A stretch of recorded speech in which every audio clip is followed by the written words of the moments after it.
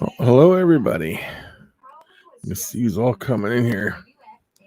Let me put my hat on real quick because I just took it off. So, all right.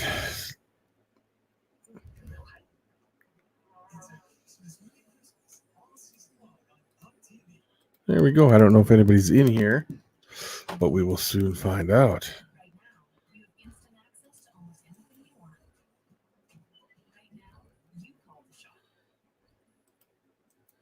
Let me see.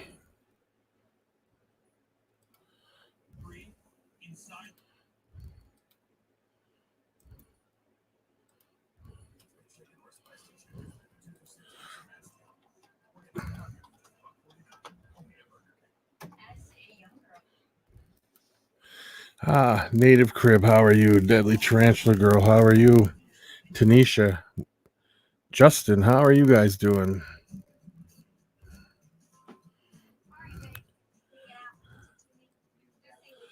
How is everybody doing? Marita, I sent you a link if you guys wanted to pop in. I sent it to you on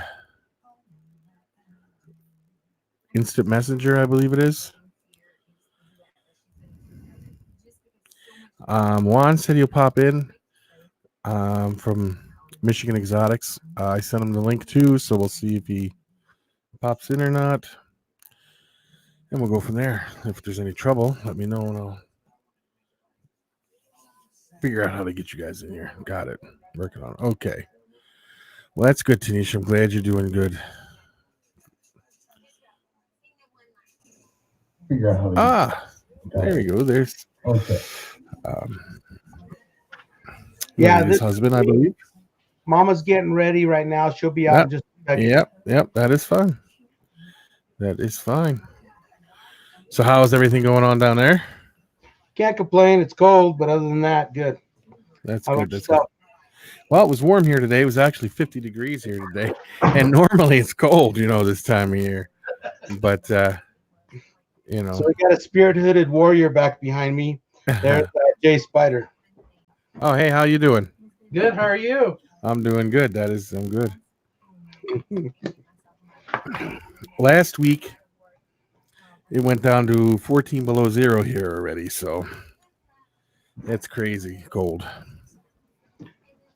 North Dakota is not my favorite place in the whole world. No. Your wife said she used to live over by where my son lives at. He lives over in Dickinson, and there's a little town over there somewhere that she used to live in. So, yeah, it's a crazy place. The wind always blows, and it's always cold. Always.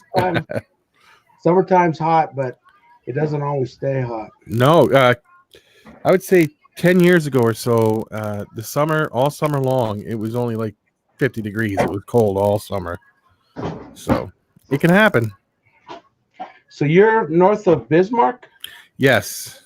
I'm directly in between Bismarck and Minot. Wow.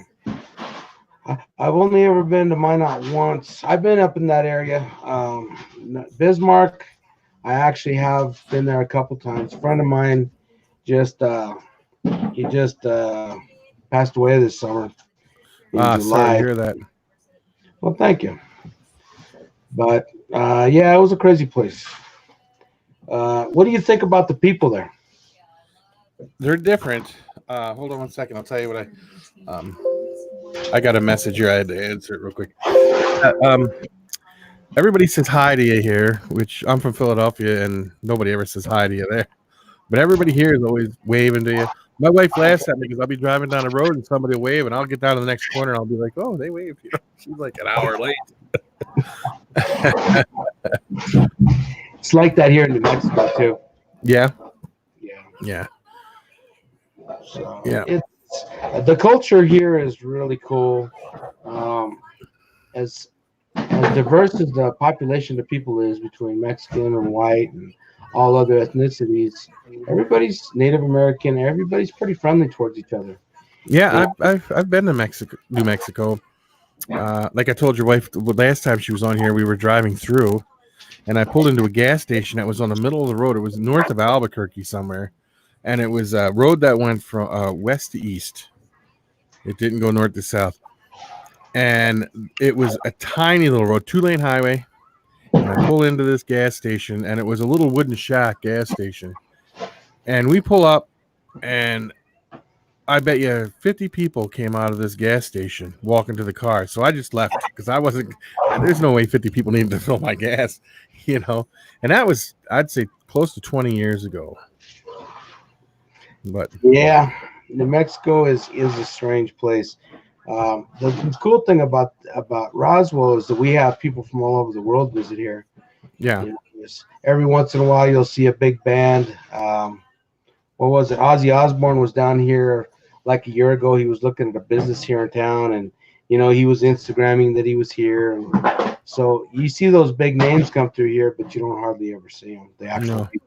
Oh, how far are you from Albuquerque then? About 3 hours. 3 hours. It's north and west of us. We're kind of in the corner, and then Albuquerque is kind of in the center. Yeah. Yeah, it might have been south of Albuquerque then.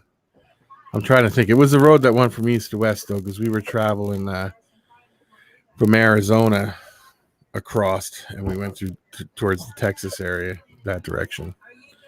Where did you? Do you remember where you went to Texas at? That might give us a hint. No, but I could tell you it was one road. I could tell you where I came in at was right by. We went up to Flagstaff and straight across. So, Flagstaff, Arizona. Yeah, I'm gonna look on a map and see. I'm kind of curious what town that was. I'd kind of like to visit it. It wasn't even a town. It was just a gas station just by itself. Oh, wow. Reagan, how are you doing? Tanisha, Kentucky, and Will, how are you doing? KY, how are you? David, how are you doing? So what's going on with all your animals? You breeding anything right now? Not this year. I'm just working with, really working on my tarantula collection right now. So that's about it. Oh, it was I-40 that you were going through. So I-40, where would that connect by Albuquerque? Anybody want Mama's in here. Hey. Hey, Marita, how you doing? Pretty good, you? Good. Yeah, that's kind of a Indian reservation kind of places. So, it's beautiful country, but oh yeah, I love driving through there because it's beautiful. Just like driving through Arizona too, beautiful. I used to live in Phoenix too, and I liked Phoenix a lot. I like Phoenix too, but my wife didn't like Phoenix. Oh, really? Yeah, no, she was. We were going to visit my sister who lived there, and we pulled in, and it was the hottest day in history in Phoenix. And she's 8 months pregnant, and she gets out of we were pulling to a Circle K to get some. She wanted a bottle of water, so I pull in. I open up the door. She gets out of the truck and then hops right back in and says, "I ain't stepping out of here." She couldn't take the heat. It was funny. That's crazy. There's Juan. How you doing, Juan? Hey, what's up, guys? Hello. What's going on? So, how are you guys all doing? Good? I just finished feeding my things. Yeah. That was a lot of work, man. A lot of work. You do aquariums? No, ball pythons, poison frogs, and tarantulas. What was the first thing you said? Ball pythons. Oh. So tarantulas, you were talking about brown boxing a few weeks ago with Andrew. I've got some questions about that. So what are your thoughts on brown boxing as far as the past, not now? Okay. My thoughts on brown boxing will be... Okay, on the Lazy Act, you have a gray line between. And it's a big one. Brown boxing, it's a big one. Yeah, Not like this, it's like this. Yeah. It's a gray area. The thing is this, if you read the law, it say for your collection, not for selling, for your collection, you can bring animals to the United States.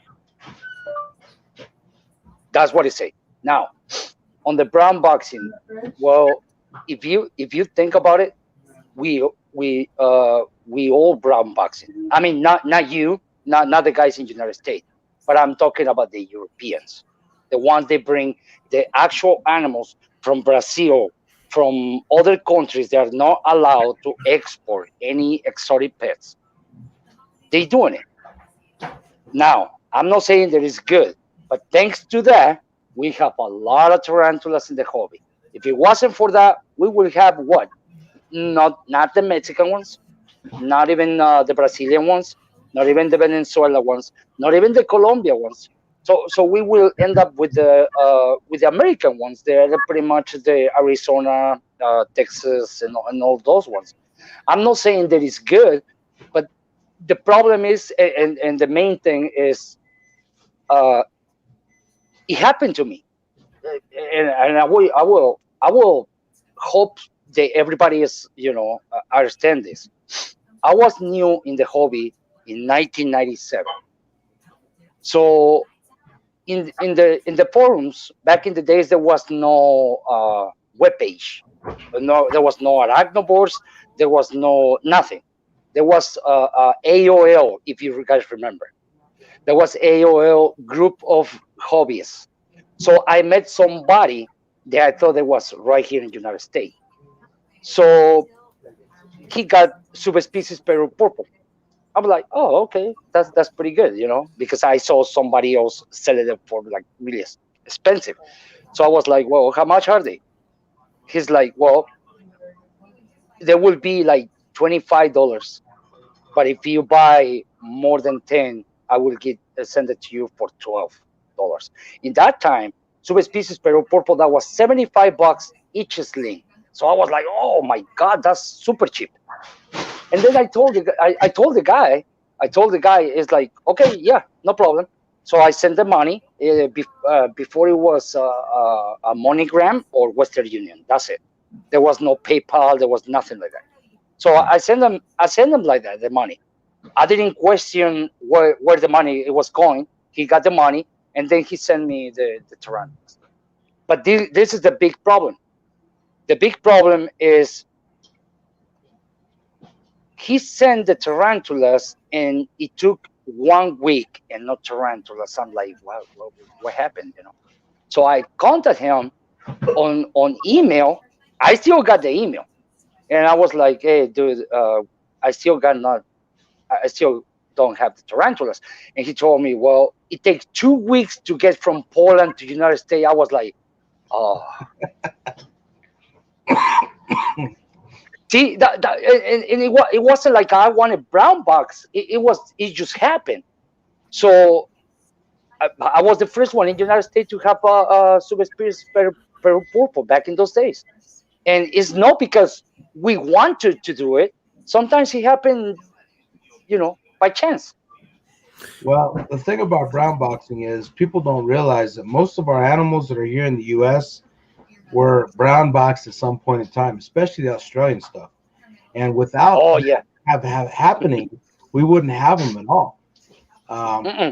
And back in the 80s, a friend of mine, Bill King, he actually... Oh, I remember Bill. I remember him. Yeah. Yeah, he's still around. And we're trying to do it. He's a good friend of ours. He's one of Marita's mentors. Marita's going to be here. Okay. She's messing around a little bit right now, but she'll be here. Oh, nice. He actually ordered, back before even there was AOL, he got a BTS shipment from some guy over there, and he actually had to call the guy, and the guy said, this is what I have. He sent the money off, and it took like a month to get his box in, and the spiders ended up alive, but in the process of all that month's time, somebody else had bought some of the spiders he had ordered. And because it was such a long time for him to get the check to the guy overseas, he had already sold them out from under him. Back in the day, ordering stuff was crazy because they didn't, like you said, you didn't have internet. And like it was the same thing with the reptiles. When you ordered something, you sent the money and then they sent it to you. And you had to write this letter as to what you wanted. If you couldn't get a hold of them on the phone, you sent the money and then they sent it to you. That took months. You didn't even know when the stuff was coming or nothing. You remember James Toro? James Toro, it was from back in the days, like way before us. I'm talking about 80s. James Toro. Where was he located? Uh, Philadelphia. He was in Philadelphia, Philly. I think he was there in Philly. Probably Jenkintown, up by Martin's Aquarium, is where all that stuff took place. I don't know if I Huh? don't know if you remember. Everybody in Arachnoboards, they used to call him a scammer, but this is why, because his partner screw him up, and he hold all the tarantulas, and he don't give it to him. So pretty much he was like, what I can do. So he gave the money back to the customers, but then he was back and forward between him and the partner. But the thing, James Turtle, he was bringing a lot of stuff, imported stuff. I think it was back when Strictly Reptiles, there wasn't not bringing nothing like that, or Two Amigos, or some of those wholesalers. There was way back in the 80s. So I wasn't here. I'm Hank sorry. Molt Go ahead. was around at that time. You know Hank Molt? He was the guy he got busted for Fiji Island iguanas in the late 80s Yep. or the 90s. And he was in the Philadelphia area too at the time. Yeah, everybody went through Miami and Philadelphia. That's where everything took place. Well, that's why we got a lot of animals. They're not from Florida, Andrew. Yeah, I know. Did you ever? Everybody hate this. But USDA, they used to get the animals and release them. Not because hurricanes, not because we hobbies releasing the animals. It wasn't like that. It was like they holding it, are freaking iguana that wasn't from Florida, and they just release it to the wild. Yep. They started. Did you ever read that book, The Lizard King? And Yeah, Stone up Coral, there. those books. Yep. Well, they talk about Martin's Aquarium and all that stuff. That's the places I used to be with, was up there. Wow. I heard somebody that had been up there. You know who King Smith is? He's a friend of Sean Bradley's. He helps him out down there in Louisiana. No, I'm gonna have to say no, I don't. He said that he had, when he was young, he used to go and deliver stuff up to that Philadelphia area. Yeah, up to But that was before my time. When I started, what's that dog? That's Al Capone. No, not Al Capone, the Scarface. Yeah. The guy down in Florida, he delivered down to him too. Because I guess that guy bought a lot of animals. And he really exists. He's a real person, which I didn't know. Oh, yeah. But when I started, was in '93 when Reptiles magazine came out. So you put the self-addressed stamped envelope in the mail.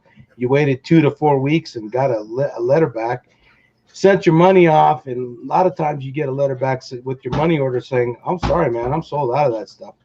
And we were I've always been a small town, so it took forever to get anywhere. At that time, it was Andrew Smith of the Tarantula Ranch. You remember him?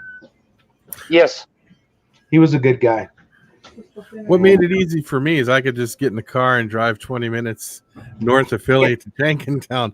But like if I dealt with anybody else, like when it came to reptiles or anything, if I dealt with anybody like Bob Clark or something, I had to put it all in a thing and send it off.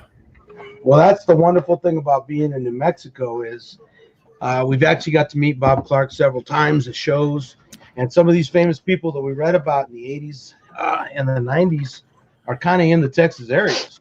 Yeah, it's because they retired. Well, but back in those days, that was Bob Clark. It was Ralph Davis. It was Crunchfield. Crunchfield, it was one of the big ones. Yeah, but even before, Ralph Davis was just like Bob Clark and what's his name back then? Bob Clark and Crutchfield. Well, Strictly came around in the 90s? Who? 90s. Ralph Davis? Strictly Reptiles. That's what's the name of those two guys? Ray and was the dad? Ray is his son, and the other one is the dad. Yeah. I can't think of their last names, but they got busted too.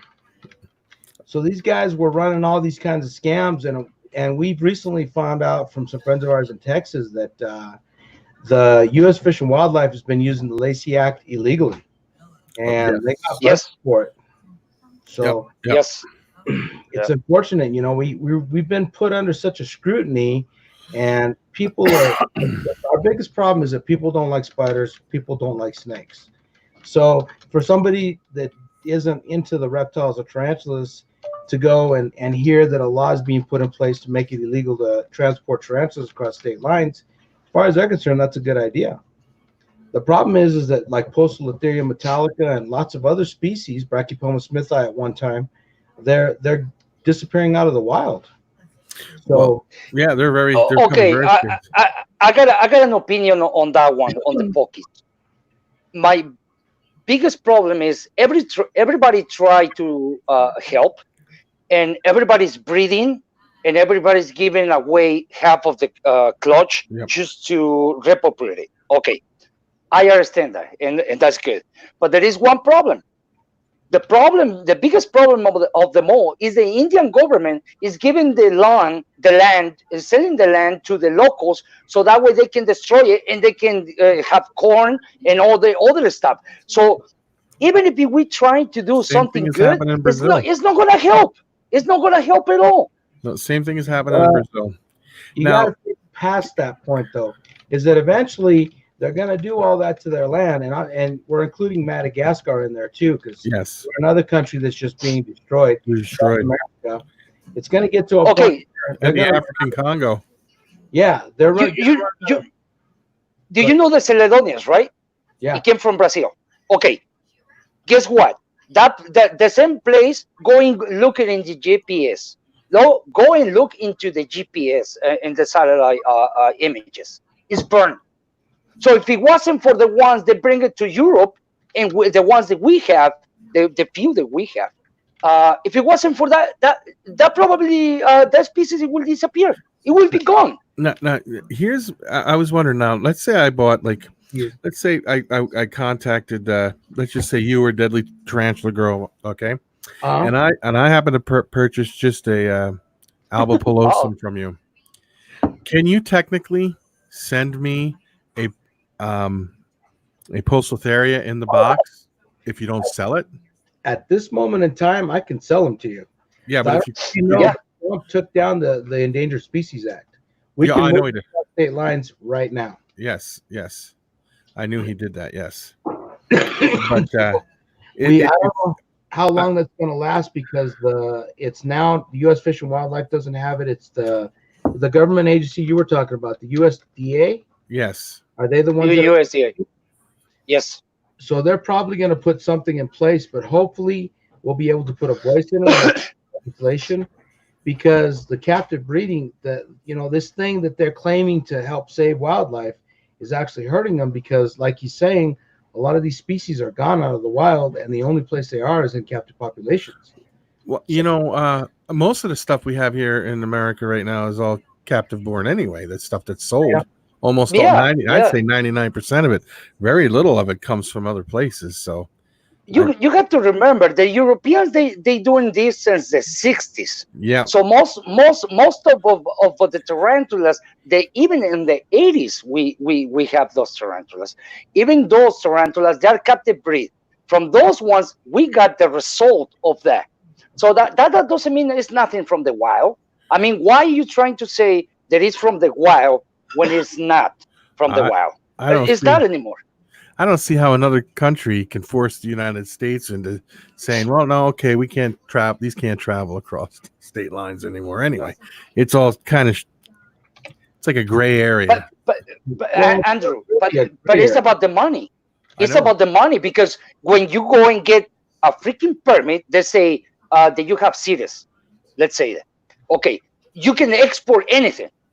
Okay, and you say you're concerned about species that are disappearing, but you give them the permits because you're getting money. You're giving the permits, and now that person can breed and send animals and all that kind of stuff. Mm-hmm. It's kind of double standard to me. Well, I think so too. And it isn't just for international species. Do you know anything about the leucistic hognose? Either one of you? The leucistic, The- I've Hog- seen it. Yeah. Well, originally, we know the guy that actually produced them out of the wild. So what happened is this animal originated in Colorado. This guy had caught these animals and reproduced them. They came out a normal looking hognose. He hatched a white one out, and that year or year after, they put in the Clean List Act in Colorado. The problem is that nobody was told that there was a Clean List Act. The only reason I know about it is because I was in Montana at the time, and we were fighting the Clean List Act there. We actually got it beat down.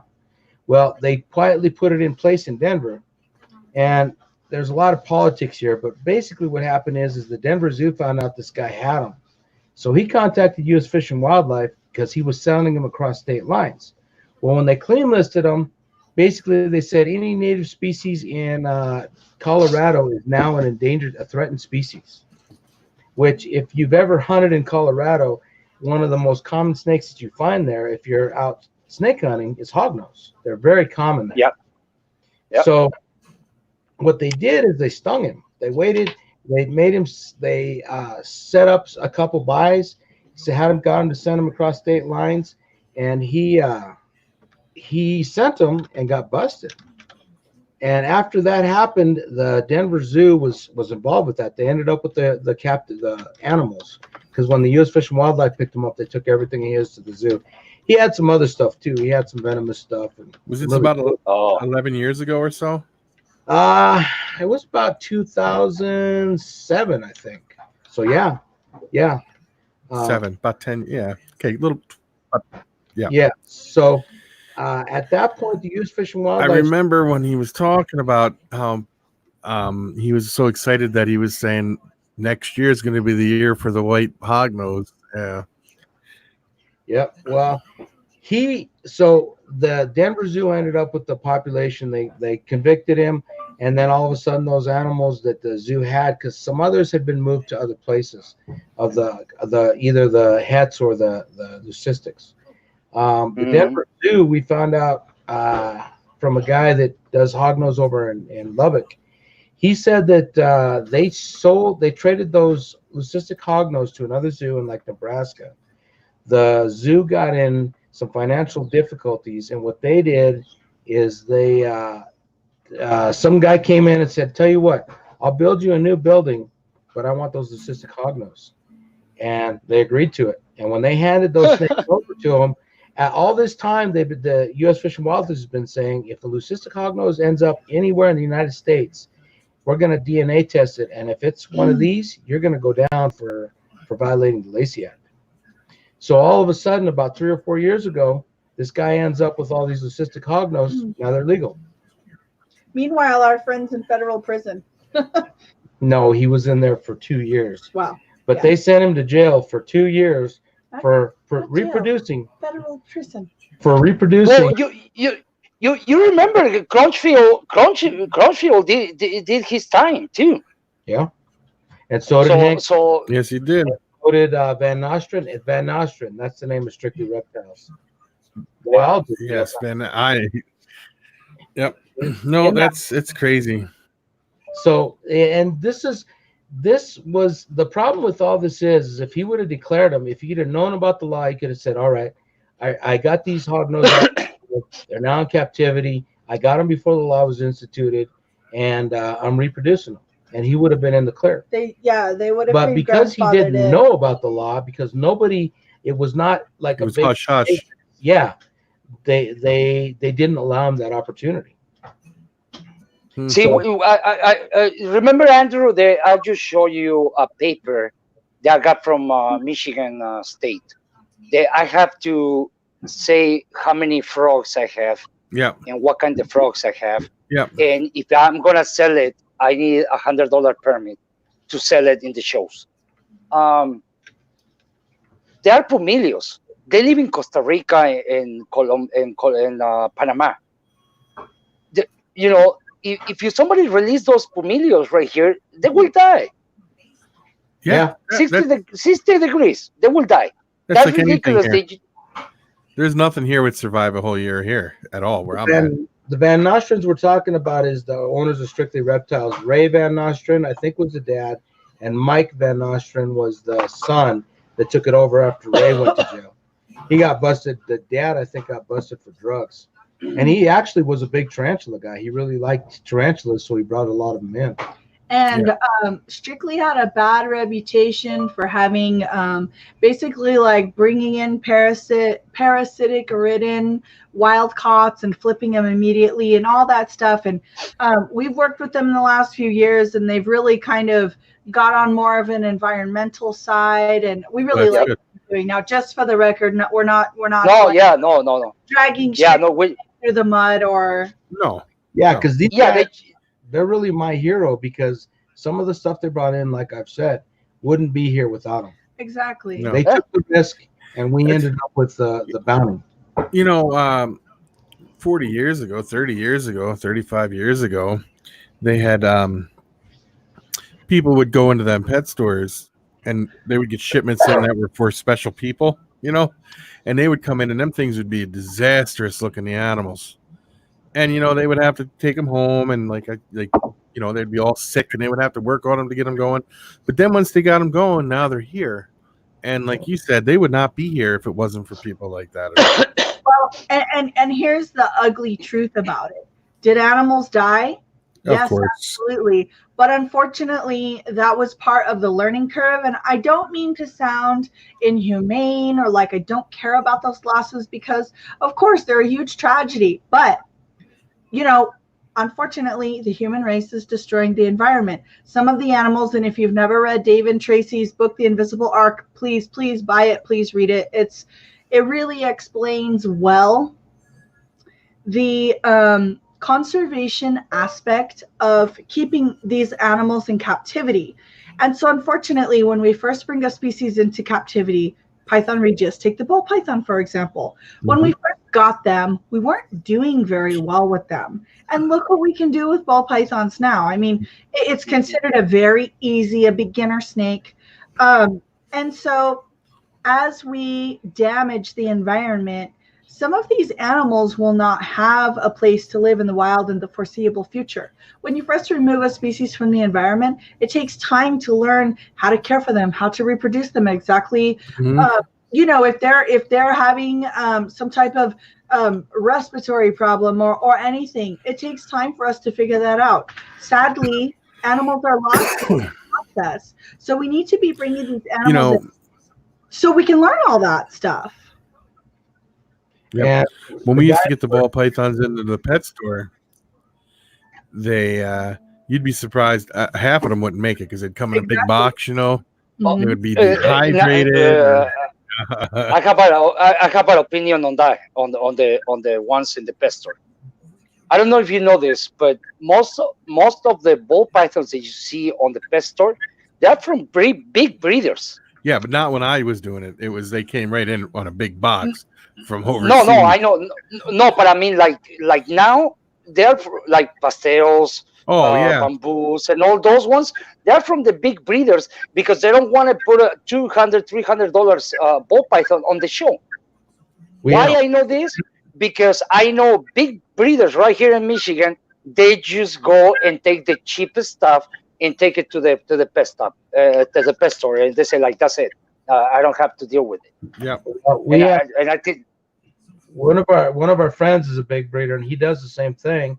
And then one of our other friends who actually sponsors this guy we were talking about from Colorado, he's partnered with him now. And I'll go a little further than that, but he said that it doesn't matter what that snake is carrying genetics wise. If it comes into the store, it's worth $10 to him wholesale, because if people want to pay $50-$60 for a normal ball python, so all the breeders around his area, they move them out to him so that they're not letting these animals go out to other breeders so they can make more and be competition. Yep. Now, the other guy, the guy he's talking about from Colorado, he's building a zoo. He moved to Texas, and he's completely legal. He does U.S. Fish and Wildlife permit, whole 9 yards.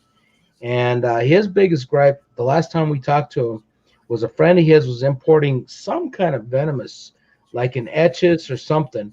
And he made him mad because this guy bring in 300-400 at a time, move them out the door, and not even keep some and reproduce them. He said, if this guy's bringing in these numbers, he should be keeping them, learning how to breed them, and selling captive bred offspring rather than these wild cuts.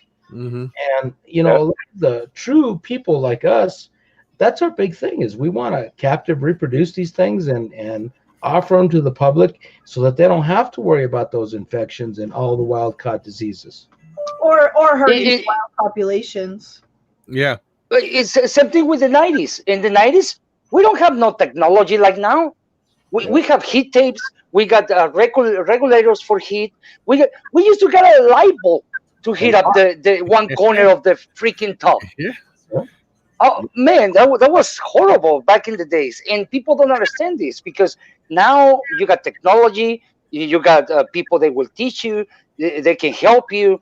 This is good, this is better, and right now, for example, like ball pythons, we used to get craze like with thousands and thousands of wild ball pythons, and you know what? Actually, I saw a pie ball python.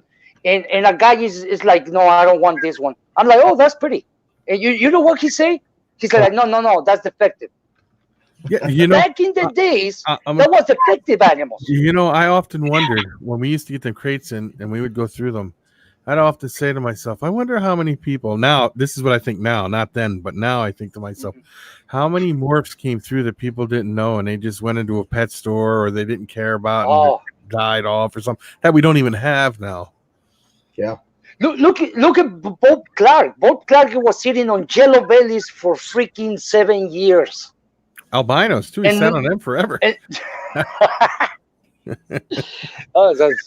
Oh man, he was kicking his ass because he was leaving that yellow belly pair at the side, and he wasn't breeding because he didn't know what was the morph or something, and he was buying white snakes from somebody else when he can make he can make the first ones. Well, I heard when whoever it was that brought in the first leucistic, and I don't know what morph it was. I heard that a couple weeks after that, somebody hatched one out, and the guy fainted dead away when he found out because he had paid like $200,000 for that first white snake. I think Chad Brown brought in the crate, and it was like $100,000, and it had the first white one in it, and then wasn't long, and somebody was producing them, and it was like, what the heck? I got the medium. I bought a water monitor, a Cuming eye monitor off him about the turn of the century. He's a pretty decent guy. He's little. He's not as big as you'd think he'd be. No. But Marita's got to talk to Robin Markland. We're talking to him about ship your reptiles and stuff. Yeah, Chad's a good guy. Yeah. And that's the thing that people didn't realize is when you're talking about brown boxing, there was no ship your reptiles. There was no, and for a while you could ship tarantulas through the mail. There is a little law that says you're not supposed to send any invertebrates, which is stupid because you can pay to send chickens through the mail. It's legal. But back in the day, I got snakes through the mail from Bob Clark. In a thing like this, how much weight do you think it's gonna take? We're paying for the box only. I don't think the tarantula is going to weigh like a ball python. No, not even the bird eating tarantulas. So that's money for them, but they don't get it. They don't want it. They say like, oh no, that's not. I think my first crested geckos came through the mail. They came priority mail. And I used to ship that way back in the 90s because we didn't know any better and we didn't have another method. No. When you live out in the middle of nowhere, there is no airborne express. I've never lived in a town that I had airborne express available to me. No, I can't. Right now, I can't get nothing delivered to me before, like, they say the 10 o'clock type of thing. No, about 5 o'clock it shows up because I live over 2 hours from the closest hub. Well, an hour. So they have to do the rounds before you. Yeah, they like circle into me to the bullseye. And now that you like our UPS, was UPS or FedEx? We went to ship a box out, or we went to get a box in, and we told them that we wanted it held at the station. We didn't want this animal getting stuck around in the 100-degree heat all day. And they told us, well, we don't know how to do that, so we can't. And this is somebody that works for the company. It was FedEx or... It was FedEx because we were doing ship your reptiles. So Wow. she shipped a Wow. snake out this year. And did they turn you around that day? Yeah. Yeah, they said, that's a snake. Oh, you can't send a snake. And I said, I have a ship your reptiles. I have a business account, blah, blah, blah. Oh, no, no, no. You can't send a snake. No, what if it gets out? And I'm like, are you stupid? So it was a long story. I contacted the owner. He called our FedEx and gave them an earful. And it was a mess. I had to contact the buyer and tell them that we'd had a little holdup, and he actually bought a retic from me, and he emails me every few months to show me pictures of her growing up. But yeah, we had to, basically the owner of Ship Your Reptiles had to call them and say, yes, she can. That's what this whole account is for. It was a mess. Robin know. Mark. No, you know what? But that's leave the name tarantula out. Leave the snake out. Leave lizard out. Put the Latin name. Yeah, I know, but they have a And sticker they on don't have. you have to now mark a sticker on the side Yeah, that says live animal. that says live animal on it. Now, when I went into the FedEx the one time, the lady was like, "We don't let you ship animals." I'm like, "Yeah, you do, because call Chad, call Robert Markland here. He owns the company, you know." So she picked up the phone and called FedEx Hub. It's called FedEx itself, and she worked for FedEx, and they had to explain to her, yes, they do accept animals. Wow. And Well, I don't have that problem right here. So you're lucky, because coming out of years ago when I did send to the post office, I felt the need to go ahead and declare what I had. I was thinking it'd be a good guy thing to do. So the guy said, he asked what was in there. I said, well, there's some Theraphosa. He said, what's that? Tarantula. He said, why don't we put live spider on the side? When that animal got delivered, it looked like that box had been kicked 100 times. The styrofoam in it was all busted up. I mean, they destroyed that animal, and never again. Wow. But you get chicken. Everybody's cool with chickens, which I don't get, because diseases that are very close to what we can get. Pigeons too, because I do the raising pigeons, and they're like, oh, can I see it? Oh, that's cutie. That's a beautiful. Let me see it. I'm like, lady, that's not an animal that you can handle. A pigeon, it will fly away if you let it go. So that's not. Don't It's touch funny it. how they think. But that's the ignorance. That's the ignorance of people, man. Well, the other thing about it is the financial strain. Their chicken and pigeons make way more money than tarantulas and lizards do, and people don't want to advertise that. But one of our main food supplies is chickens, so they have all kinds of lawyers and firms to back them up if they decide they want to do something, whereas we don't. Yep. It seems like U.S. ARC is buried in legislation right now. Yep. They've got more cases than they can even deal with. And another thing that happened here, we found out from Jeannie from Strictly in July or May. School was still in. They decided to make yellow anacondas illegal without their open forum, which they were supposed to do. The state of Florida did. And they just overnight they were banned. You couldn't have them, you couldn't sell them, you couldn't do anything with them.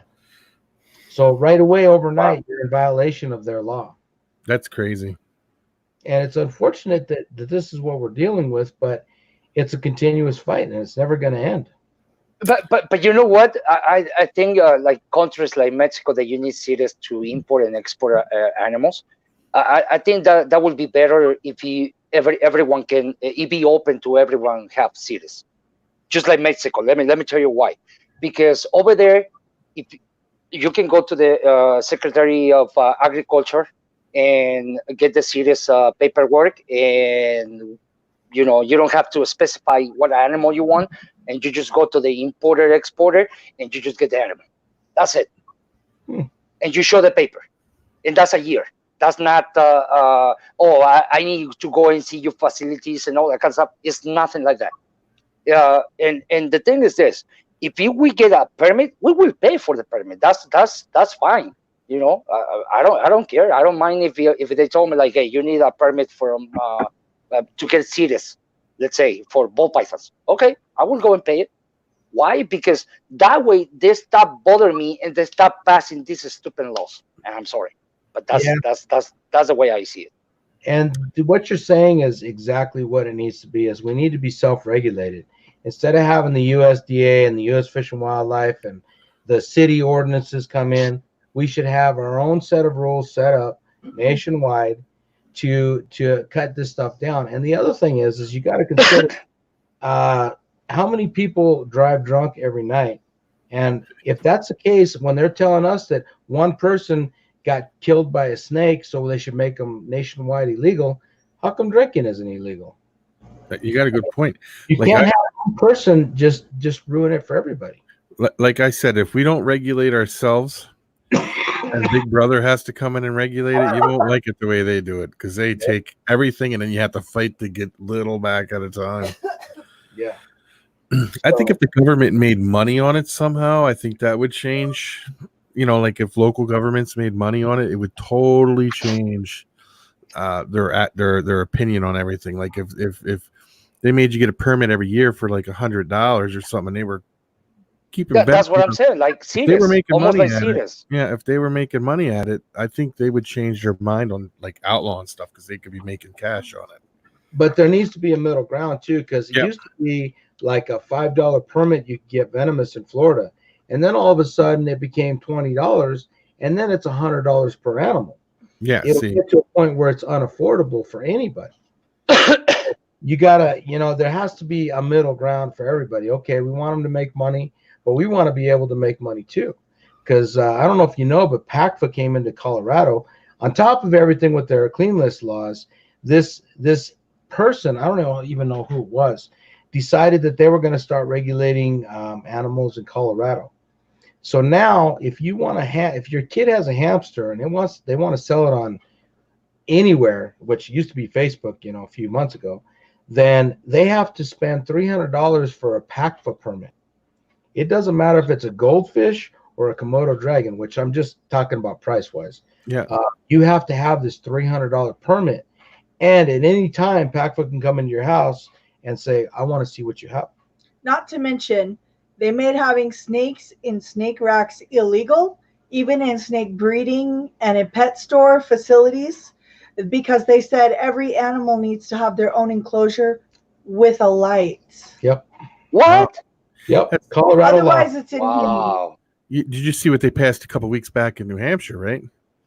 No. Oh yeah, I saw that. If you have a mouse, let's say you have a mouse. This is how they're trying to control the reptile thing.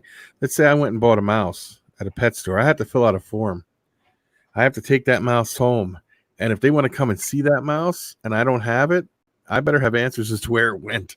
It was a big, huge. What about the rats that we have in the backyard? Yeah, they're making it. And if you go to sell it, the person has to fill out a form, and you have to keep records of who you sold it to. It's just this big thing, and that's even for this little mouse. This is the biggest problems that we have as a sellers, as a breeders, as everything. We have ignorant people in USA and USDA. That's our main problem. They don't know a goddamn thing about the animals that we breed. No, they don't know nothing. Becky and I had to fight with the town here for 6 months because of all our ball pythons, because they were worried ball pythons were going to come up their toilets. You live in North Dakota, man. Nothing can survive in the wild in North Dakota. Nothing. Nothing. That's what we had to go prove to them.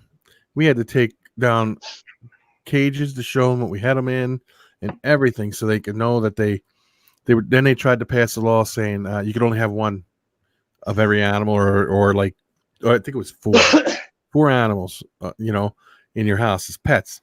But they were trying to pass that as a nuisance law, like people with dogs and stuff. And I'm like, my snake is not in your yard bothering you, so you can't count out these. And the way we really worked at it is when we were down there, the first thing I said was, well, then people got to get rid of their aquariums. And the lady's like, why would I have to get rid of my aquarium? I said, because you got more than 4 fish in that aquarium. It's a pet. So they ended up doing away with it. It took 6 months of fighting with them. Well, here in New Mexico, there is actually a crocodilian law. It was instituted in the 60s. So basically, the law states that if you have a crocodile or crocodilian, alligator, whatever, you have to have a permit to keep it. And again, they can come in and check it out anytime. So we have contacted Fish and Game several times because we have an interest in crocodilians. And they told us every time that I've talked to, and this is different people, they said, we will never allow any private individual to have that permit, even though it's instituted in their laws, because we don't want to become the next Texas. So we won't allow anybody to have it. Wow. That's crazy. Yep. And then there was a zoo that was put in here. You know who Bob Ashley is? He's the guy that used to do the really cool shirts. He still does. Mm-hmm. And he's got a zoo. He actually runs the a museum, the Chiricahua Desert Museum. U.S. Ark. He's one of the sponsors that sets it up. When he moved here, he spent $2 million on a zoo. Took him 2 years to get it built. He gets all his business moved down to Rodeo, New Mexico, which is the middle of nowhere, and goes to apply for the permits, and they deny him for everything, anything that he wants to bring, because he was from, I think he was from Michigan, actually. You know who Bob Ashley is? Yeah. Yeah. Yeah, I know Bob. He was somewhere up there, and so he sued him, and come to find out that the U.S. Fish and Wild, or the state Fish and Wildlife, didn't have any money, and they couldn't fight him. So by the end of this court case, he basically could have had whatever he wanted, but he just asked for the permits because he had some venomous snakes that he wanted to bring down, and he got them, but he had to fight them. That's why he moved from Michigan. That's why he moved from Michigan, because up here, hot stuff you can't have it. That's why he moved, so that way he can have his hot stuff. Yeah, I remember him. I remember that guy. But it's unfortunate that we have to go through this, especially if they've already instituted laws saying, all right, this is what you need to do, but we're not going to give it to you. That doesn't make any sense. That's a violation of our civil rights. Well, they say that here. You can get, they got a law here that says to get venomous, you have to get a permit, from the state veterinary's office or something like that. But they say they'll never give one to anybody. So what's the point of saying you can get one and then say you can't? Well, that shouldn't be up to one person to lord over the entire state and just decide based on their opinion. Yep. If that law is in place, they should honor it, and they should have some type of rubric for what's going to qualify. Okay, so I don't know, maybe like gun laws, if you're a felon, or not to say, I think there are plenty of amazing felons. I know some of them out there who have some reptiles, but no, I'm just saying, like, maybe they should have specific rules they follow, not just like, yeah, I don't think so today or ever. Yeah, that's what happened. That's what happened with the Celadonias. If you remember, USDA, he was on our side. And he said, they said, okay, they told Brazil, okay, well, let me know, give me a list of the tarantulas that came from Brazil. And Brazil can do nothing about it because they don't know. They don't even know what tarantulas that come out from over there. Yeah. Not because you call them Brazilian tarantulas or Amazon tarantula. That means that is from Brazil. The Amazon run in Venezuela, Peru, and other, and other cities, so countries. So our biggest problem in the whole thing is sometimes the USDA, they just ignorant people, like I say. They don't know the laws. They don't know nothing. Nothing about animals. Nothing. Yeah. So you guys are saying you guys can never get a crocodilian then of any kind ever? Well, if we had enough money to sue the state, we could, but it would be, I don't know how much Bob Ashley and what's his wife's name? His wife is down here too. I don't know how much money they spent, but they have, they make a pretty good living. We don't. We're not, making $500,000 a year. So it would take a good lawyer and a lot of time. And they've actually got a venomous law instituted here. They wanted to do an exotic venomous permit here. So they said, this is what we're going to do, is we're going to put classes out in Albuquerque once or twice a year. And then it gets time, everybody signed up for it, and then all of a sudden they said, we got to cancel this one. And as far as I know, they haven't even done one of those classes yet. Mm-mm. So they just they're just running us around. And there's a couple guys like Bob Ashley. There's a guy that runs Rattlers and Reptiles, I think is his name, in Albuquerque. The Rattlesnake Museum. Yeah, the International Rattlesnake Museum. That's what it is. He knows people up in the higher echelons of the government, and he's permitted to have Gila monsters and all kinds of venomous. And that's the problem, is that it's a good old boys club. I mean, yeah. If you and then we know lots of people who turn other people in, and then they get the collections, private people that are no more qualified from the people that they were taken away from. See, that's what they do it for. They're used to, find, get into the hobby and see who has what. One person goes to jail or prison, and then the person who's equally qualified in the private sector, even living inside the city limits, sometimes then are given that whole collection. We know one guy who, I think he violated the city regulation because he had one more snake than he was allowed or something. They removed his entire collection, including his tarantulas. I mean, instead of removing that one animal, they took and sold that stuff off and then decided, well, that actually was fine. And then he said, can I have my animals back? And they were like, oh, we don't have them anymore. Can he sue for that then? Say that again. Can he not sue for that then?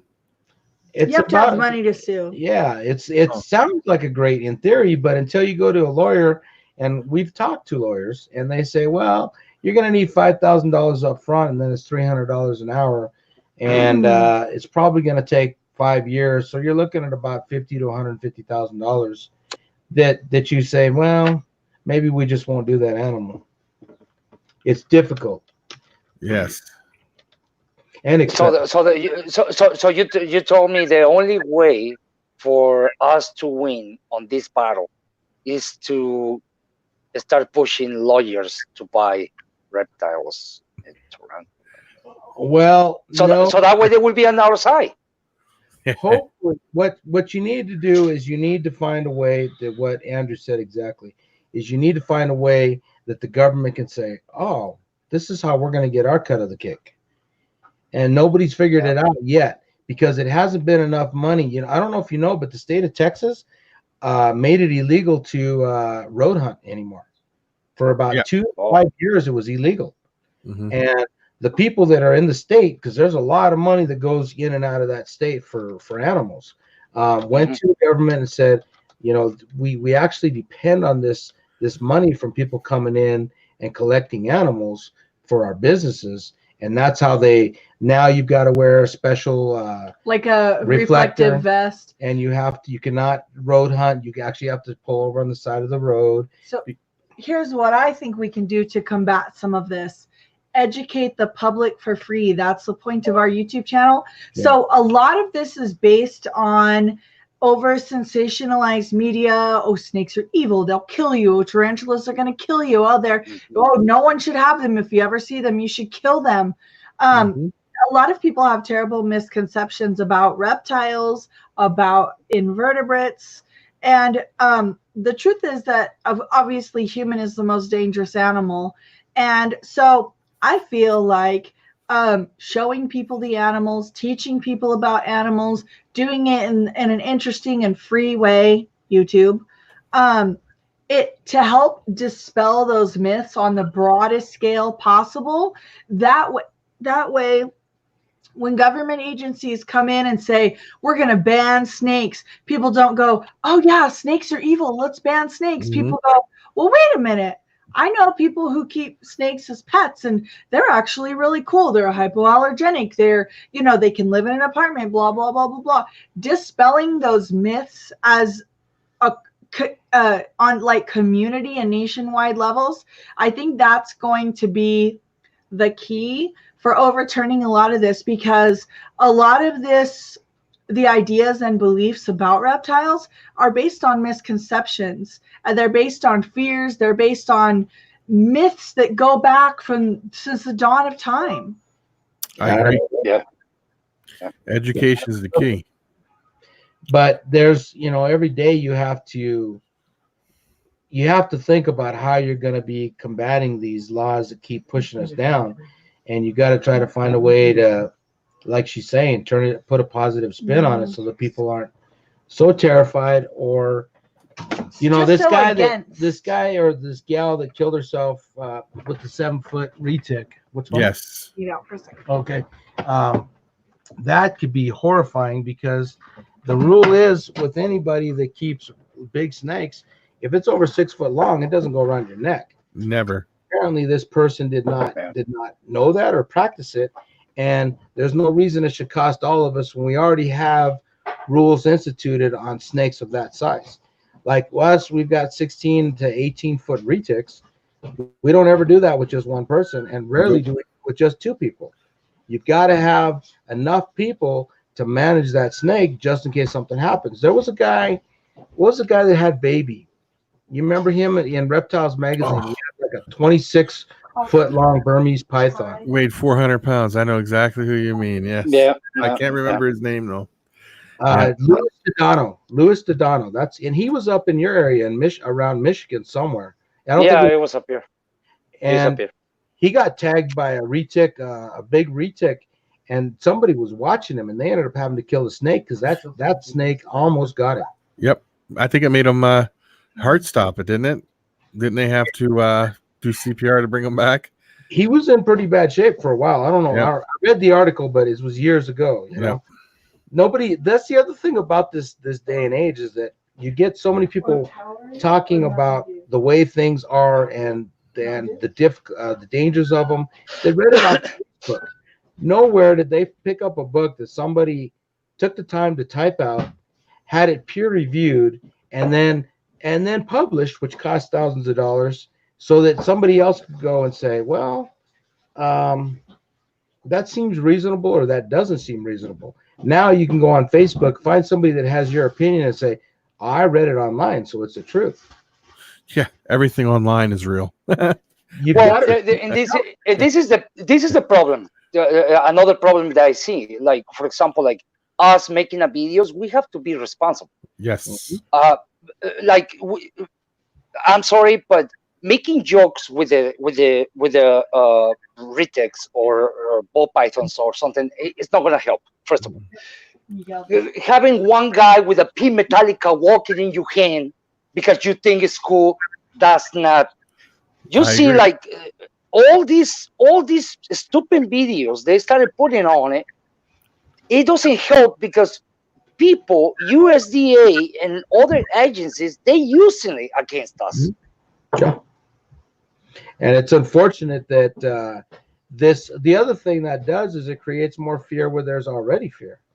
And that fear is, I mean, people are truly terrified of snakes and spiders. And we spend hours and hours talking to people about that very thing, trying to dispel those myths. And there's a lot of people. One of the things we do is when we go in and do a discussion with kids, first thing you do is you walk in the room, and if you're doing tarantula snakes, you say, who's afraid of snakes or tarantulas?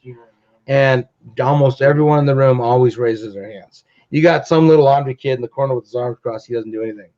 By the end of your discussion, if you're engaging, you ask how many people are afraid. There's only going to be 2 or 3 hands that come up out of that crowd. We just need to keep educating. That's the trick. And as Facebook kills me. I'm not on Facebook. She loves it, and she uses it as part of our business model just to get our name out there more.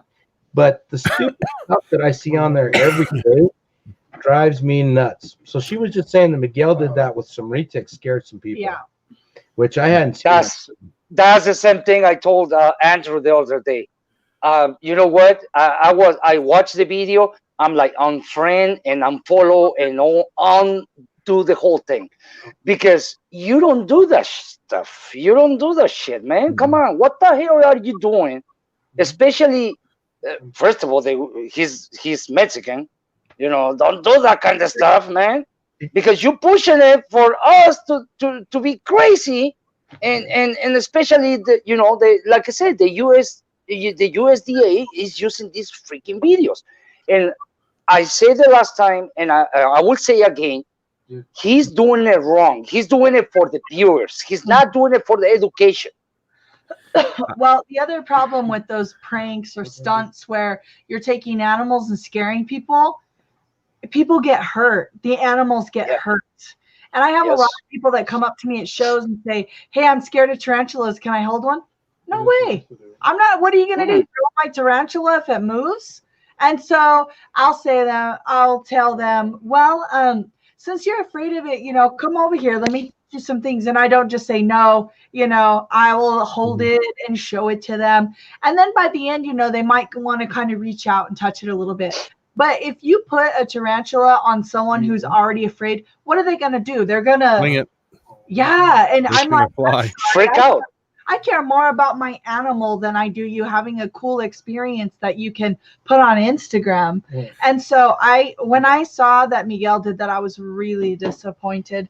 And, he's pretty new. I don't know that maybe he didn't know that was the foolish thing to do, and also I was watching. So he put a retake which I think it was staged actually, because why did they have the mattress on the floor? I don't know. But I mean, when someone's afraid, they're going to often hurt the animal or hurt themselves. And it's just, we don't need to perpetuate that fear. Now, I do need to make an admission here. About 2 years ago, we were doing a practical joke video. So we found some friends of ours, and one of them was terrified of spiders. And what we did is we used a tarantula mode, and we told him before we even started, this is what we want to do. So his friend wasn't afraid of him. He had him sit next to him, had the spider in his hand, and he's supposed to be on the phone. He looks over and it scares him. And even knowing that, it terrified. He knew it wasn't a spider. He knew it was just a molt, and it still terrified him. So we have done that, but we need to make sure and let people know that it was not an actual. But that was a molt. It's not there's something that is moving and stuff. Yeah. See, and this is the thing, and that's. I talked to a couple of the guys. They are good friends with Miguel, and I told him dude, you started being like BHP. Please don't do that, because it's not. You're not gonna reach it. Even that's why Brian is hate. Not because all the stuff that happened in the past. It's because he's doing his stuff just for the viewers. He's not educated. Why nerd is growing so big and so fast? It's because now he's trying to educate everything that he does. For example, if you see the comments when I forgot the name. This guy that he do he's a musician, and he's in charge of Nerd now. And then he started. Yeah, that one.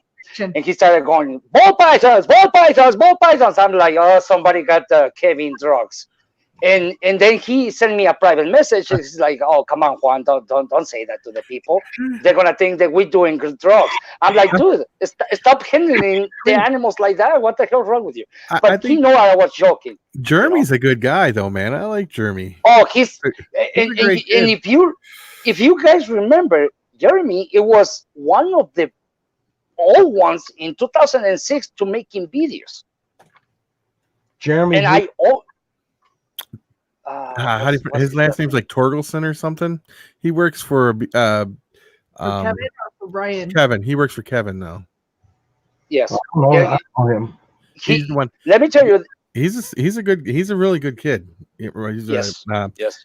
And let me tell you this: back in those days, he was one of the people that we all was waiting for the new combo. He got the Phantom. Actually, he was beyond on the Phantoms. He was beyond Ralph Davis. Yep. We was like, whoa, like this combo. Keo, remember the Asian guy, Keo? He was one of the other ones that he started making the videos, the old videos. Actually, he made the first. Keo, he made the first pin chocolate.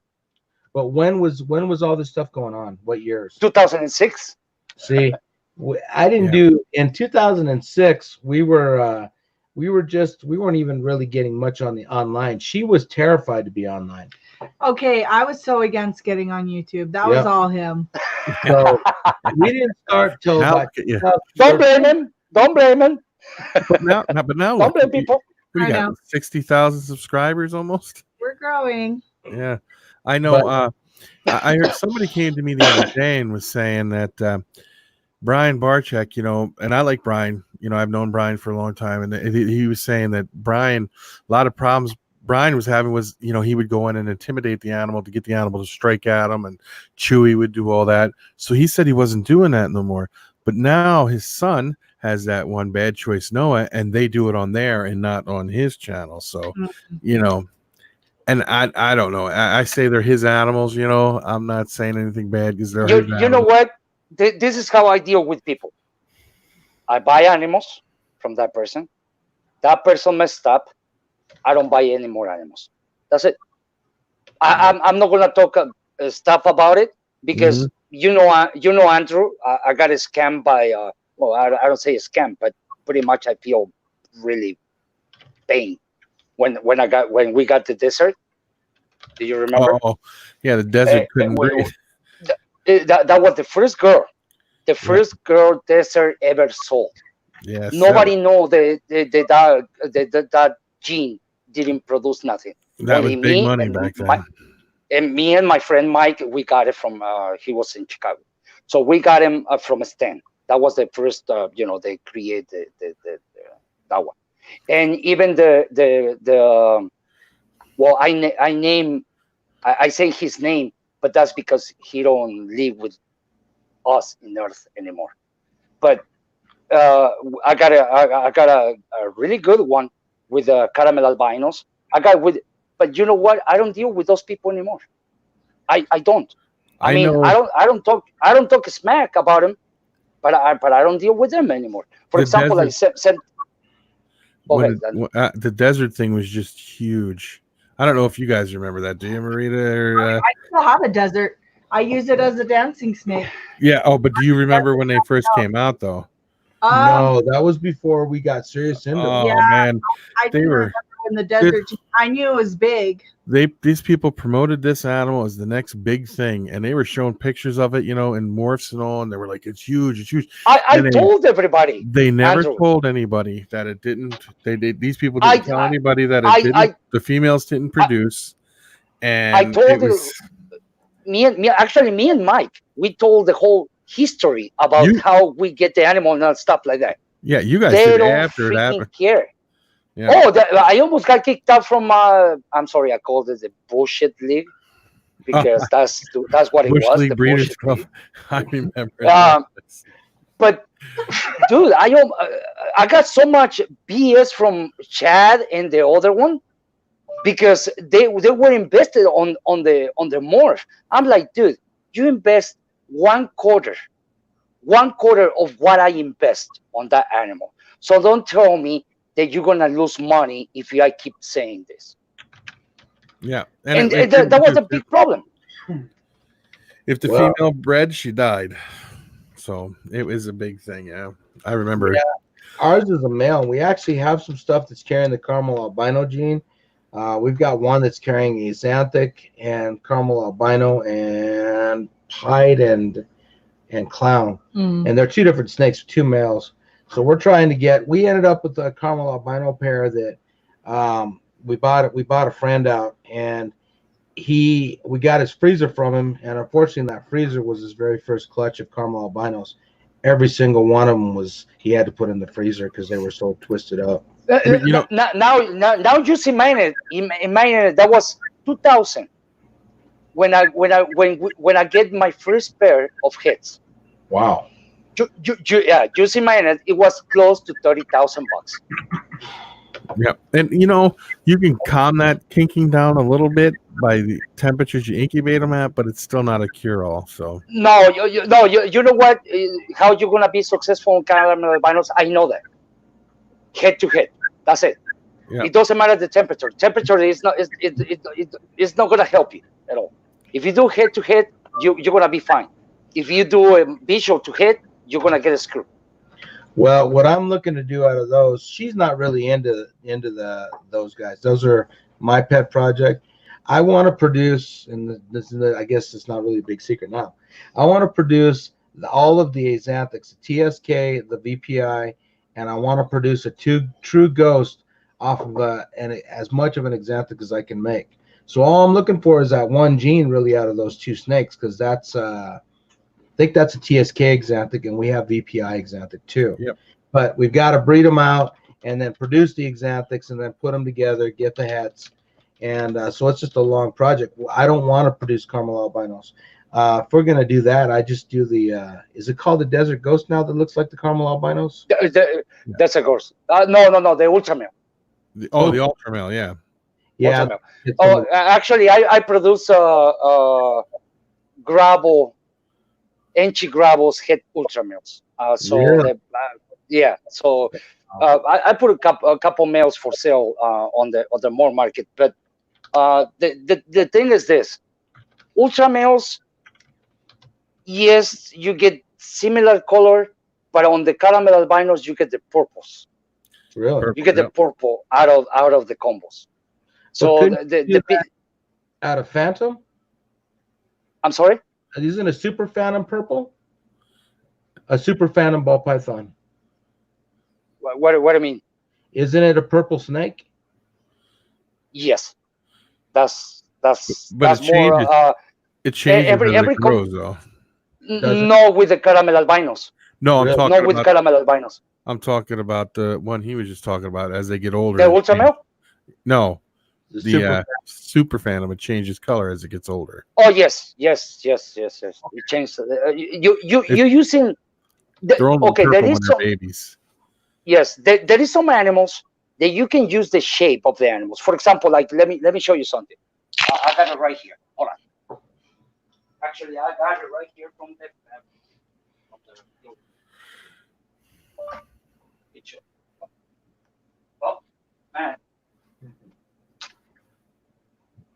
it's gonna stop right now. Ultraman. Let me put it right here. Oh, you got my glasses all foggy. Oh, sorry. Too steamy. Actually, he started getting in shed, so that's. So what is that? That's the stranger. Yeah. What were you have a stranger? Yes, sir. In a minute. Oh wow. Stranger thing. Nice. So my thing is on this one. See that like that's people a lot of misconception.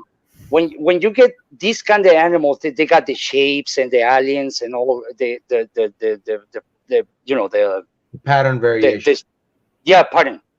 When you get that, just add colors. And the problem with people, they put colors with colors and they get diluted.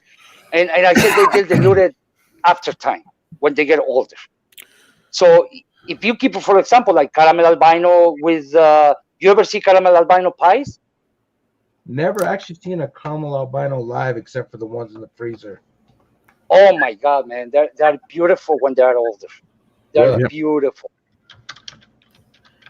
With the kinking issues, our big fight is where she and a friend of ours really want the panda pied. So we're going to be pursuing that. And, you know, everything we've heard is just terror stories. Well, them, I know for a fact, if you incubate at a lower temperature, your chances are you won't get many kinks. You can even get some without kinks. It's all lower temperatures with the black pastel. So what are you hoping to do with that stranger? Well, I got few females, so I'm thinking not to go in the same route they doing it. I mean, like everybody else. I'm thinking to, because it reduce like aqua girl, aqua balls. I mean, Kentuckian exotics. It say with some combos it reduce it. So what I'm doing is putting the color instead of keep reducing it. So I'm doing lavender albino, Enchi lavender. Oh, wow. I'm doing clowns, but clowns with the red stripes. because I got some red stripe head clowns. I'm gonna do that. So I'm gonna try to put the color on the same pattern of the stranger. I mean, it's the same thing I told you. Like, for example, like a lot of people bitching about the super gravels, right? But because they're too dark, that's what they say. But then you add an enhancer. So in the enhancer, it will be toffee. It will be candy. It will be lavender albino or ancient lavender albino. It will be better. So you put color on those ones. Even caramel albinos. I don't mind to keep back going to caramel albino stuff. But that's what I'm saying. Like, my brain is always thinking about 3, 4, 5 years on the future. I'm not holding back and start doing whatever everybody's doing it. I'm not. So on the stranger, I'm putting whatever they don't have in Europe. For example, We have signal. When we don't, it's just a second. Sorry, our internet keeps popping out. I'm trying no, to. that's okay. That's okay. Mine Well, is doing it For earlier. example, What do you think about the black ball albino? I just started watching videos about that yesterday. okay, the black bull. I called the guy. And I got the text messages and the Facebook messages. But I got a friend in Germany. So I told my friend, I'm gonna give you 1,000 euros if you go and pick it up the animal, drive it to Germany, and then export it to me. And I told the guy, somebody's gonna go and get it. And guess what? He said, like, oh no, I can't. No, not this time and all that. So I was like, oh, hey, that's a big African scam, because I know about the scams. I already know. We've been longer enough on the market to know when somebody is gonna get you. We know that. For the record, before we jump into this, to everybody that's listening, apparently somebody over in Poland, or I think it was Poland, painted an albino ball python red with watercolors and said it was an actual morph, and a bunch of people invested a bunch of money in that project. And so he was selling hats, so everybody raised up their animals, bred them, wasn't even getting albinos out of the deal. And finally, recently, they've just found out that it was a con. Here's a story for you that happened about 20 years ago. Somebody took an albino king snake, a pair of albino king snakes, and put them in food coloring. Yeah. All right. Changed the color to them to some weird green look. Sold them for big bucks. And when the person got home and they shed out and they were normal color, he was so upset. Well, you ever hear about the albino Nelson's milk snake scam? No. It wasn't really even a scam. That's the thing, is that the guy is probably still in the hobby. But in '96, I went to the Orlando show, the biggest show in the world at the time. Mm-hmm. It was before it was moved to Daytona. Yeah. And at that show, there was a guy that had albino Nelson's milk snakes. And at this time, nobody had them but this guy. So what he was doing was taking deposits for them, and he was supposed to be shipping them out the year after. Well, what he had done is, for 4 or 5 years before that, he'd been breeding the hell out of Nelson's milk snakes. He had hundreds of them at home. So what he did, he took all these deposits, and nobody knew that all these people had invested in this. The next year, all those babies that he produced, he fulfilled every order. But all of a sudden, the snake that people are paying $10,000 for, they can't sell for even $2,000. Well, that's what happened with the banana. Yeah, I don't know if you know, but it started right here in Michigan. The banana. No, yeah, Brad Boa bought it in the Freeze Banana. Him and his partner, and they bring the animal to Michigan. And then Noah, our African good friend, he sold to Kevin the Coral Glow. So they don't tell each other. They don't tell each other. Everybody was quiet. And then Brad Boy, it was breeding the hell out of that male, like 10 females, 12 females. And then he was selling babies for 50,000. And then they started going for 25. And I'm talking about 5 months later. And then he started going like that, down and down and down and down and down until it was $500. But And- why? It's because they have the basement full of bananas. And they didn't even realize that they were a sex morph, a sex. There was a flaw in the Sex linkage, sex linkage. genetics. Wow. Well, did you hear about the scaleless head stuff versus the microscale stuff versus how all that got blown out of the water? So Yeah. you guys are up there in the north. What do you know about Brian Barczyk's part in this? All I know is that he bought one year and then went in Africa next year. Somebody found another one. He bred them together, produced a scaleless snake, and then everything goes to shit after that. Why? What happened? Because he was saying, here's the thing. Now, I'm not saying anything bad about Brian, but I was told that this is what I was told. I'm not saying this is true or not because I'm not one of that, he's not very honest with stuff, how things are going. And I think they died on him or something. This is at least what I was told. And he didn't tell anybody. And he was telling people they were doing fine. So he was trying to sell hets and all this. And then people thinking, wait a minute, he's selling these animals and they're going to die when they produce the full scaleless. And that's not true because apparently they are still alive. They are doing fine, I guess. And there is no flaw with them.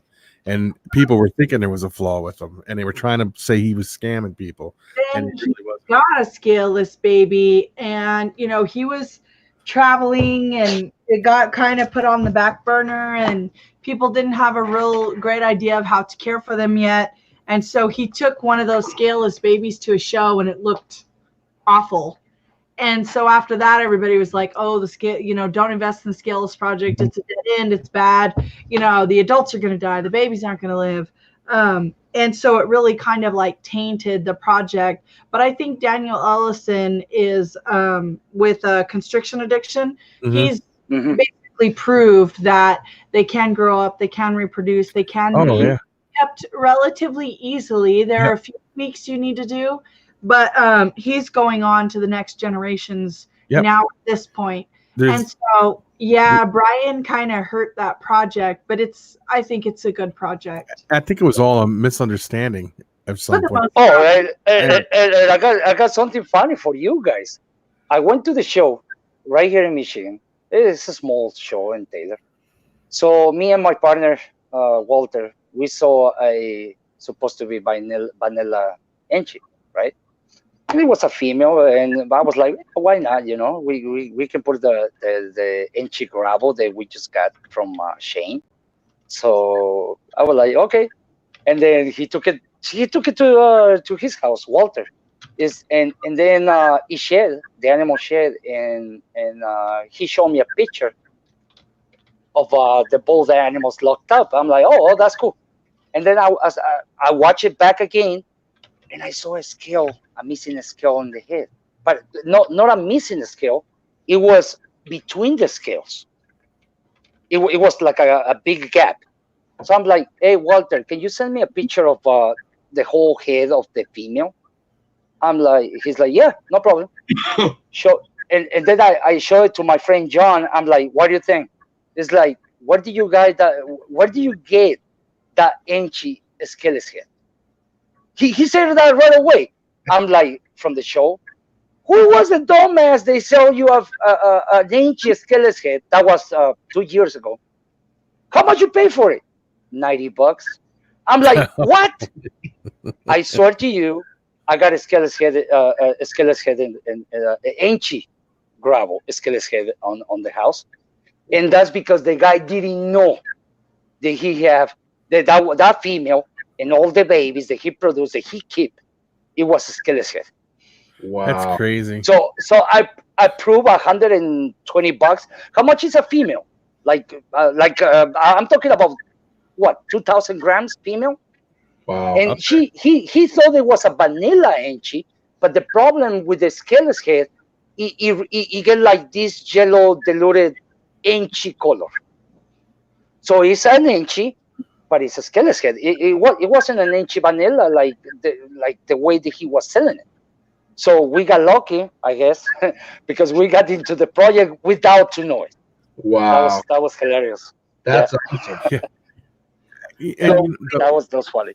the two micro questions. scale too Yeah. is different than the scale is said too. Yes. The micro scale, Yes. when you touch them, they're beady, where the scaleless head is the head. They're just different. I don't know if they're on the same. On the micro scales, they got the scales. They got like a round instead of the shape of the scale. Yeah. They got like a little dots everywhere. Mhm. Well, the scaleless head or the micro scale that we know of is here in town, and it actually is a scaleless head, but it's a micro scale. He got it from, I don't know where he bought it from. I don't remember. But as we've got some scaleless heads, and those things they don't feel like a normal ball python. Mm-mm. They feel really, really smooth. Yeah. But micro scale? So what do you think? Do you think there's a difference between micro scale and scaleless head? They might be on. In my opinion, yes. In my opinion, yes, they are different. I think they might be different, but I think they might be on the same allele. Like it's just took a different path, and I think if you bred them together, you could still get a scaleless animal. Same thing with the monarch, and same thing with the ultramare. Yep. Somebody proved out in Europe they are comparable, okay, and but they look different. They look more yellowish on the color and more like a dark copper. The monarch. Yeah. And the ultramare, you get the regular ultramare color. But they're comparable. Well, that's like the a little different, I guess. But when you breed a butter to a Mojave, you get an all white snake. So it's kind of, lesser the too. same allele. A lesser too. Yes. Yes, lesser. Oh. Butter. Going Uper is saying that Garrick has micros and scaleless, and they're not the same. But I thought somebody bred them together, And they prove out to be comparable. Yes. Okay. Yes, you're right. So they are a different gene, but they are on the same allele. Yes. I don't know if they were on the same. It feels different. But I know that they were definitely different. It feels different. The animal, you're right. You guys right. They feel way different from a regular ball python. But then when you have the when you have the scaleless head and the micro scale, you can see the difference, because the scaleless head, between the scales, they are missing. Like they got a gap on the scaleless head. On the micro scale, you can see dots right on the head, so you can see the difference. So do you? Where did the micro scale come from? We know the scale set came from Brian Barczyk. Where did this micro scale project come Kevin from? McCurry. Is it Kevin? Yes, but they all came from Africa. They all came from Noah. See, that's the thing that a lot of people know. Noah is the first one to monopolize in Africa ball pythons. Yeah, he's the head of exporting wildlife or ball pythons. Is that no? He was the first one to start selling imports to Brian, to what's his name? Kevin. This guy, Kevin, to Ralph Davis, to everybody else. Like he's the main guy. Now nobody buy it from him because he tried to sell you something, and then he will sell it twice or 3 times or 4 times with other breeders in the United States. So what's the point to buy $100,000 or $50,000 animal when pretty much people's gonna pop out the same stuff because Noah got sold it to them. So that's the problem with Noah. Noah, I got the list and I got the pictures, and I swear he have 10 brand new morphs that you don't even believe it. Strangers and all that kind of stuff, that look like shit in comparison of these ones. really? But the problem is Yeah, but the problem is nobody wanted to buy from Noah. I think it was what is it, Noted by Nature or something like Naughty Shane. by Nature. He say that. He said that. He came to the show, offered me snakes. I'm like, no, I prefer to keep my money because they know him. They know Noah from back in the days, like the banana. He sold the banana to Brad Boa and this other guy, and then he sold to Kevin the Coral Glow in the same time. So he got $200,000, and they said like, yeah, don't worry, I'm not gonna sell it to anybody else. And then boom, and then Kevin got it. Yeah. So So I don't know. see things about the sunset, Gene, that somebody at Brian Barczyk's place was selling them out the back door. You ever heard that story? No, I have Okay, never heard that. yes. Let me. This is gonna be a good one. First of all, he was. Everybody know here in Michigan because he offered to the big breeders right here in Michigan. He offered the sunset, Brian. But Brad Boa, he said like, you know what? Where you have your incubator in the house? That's what he said. He's like, okay.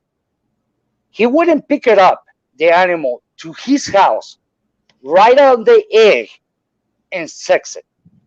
Brad Boa. And then he bring it to his house, and then after a year,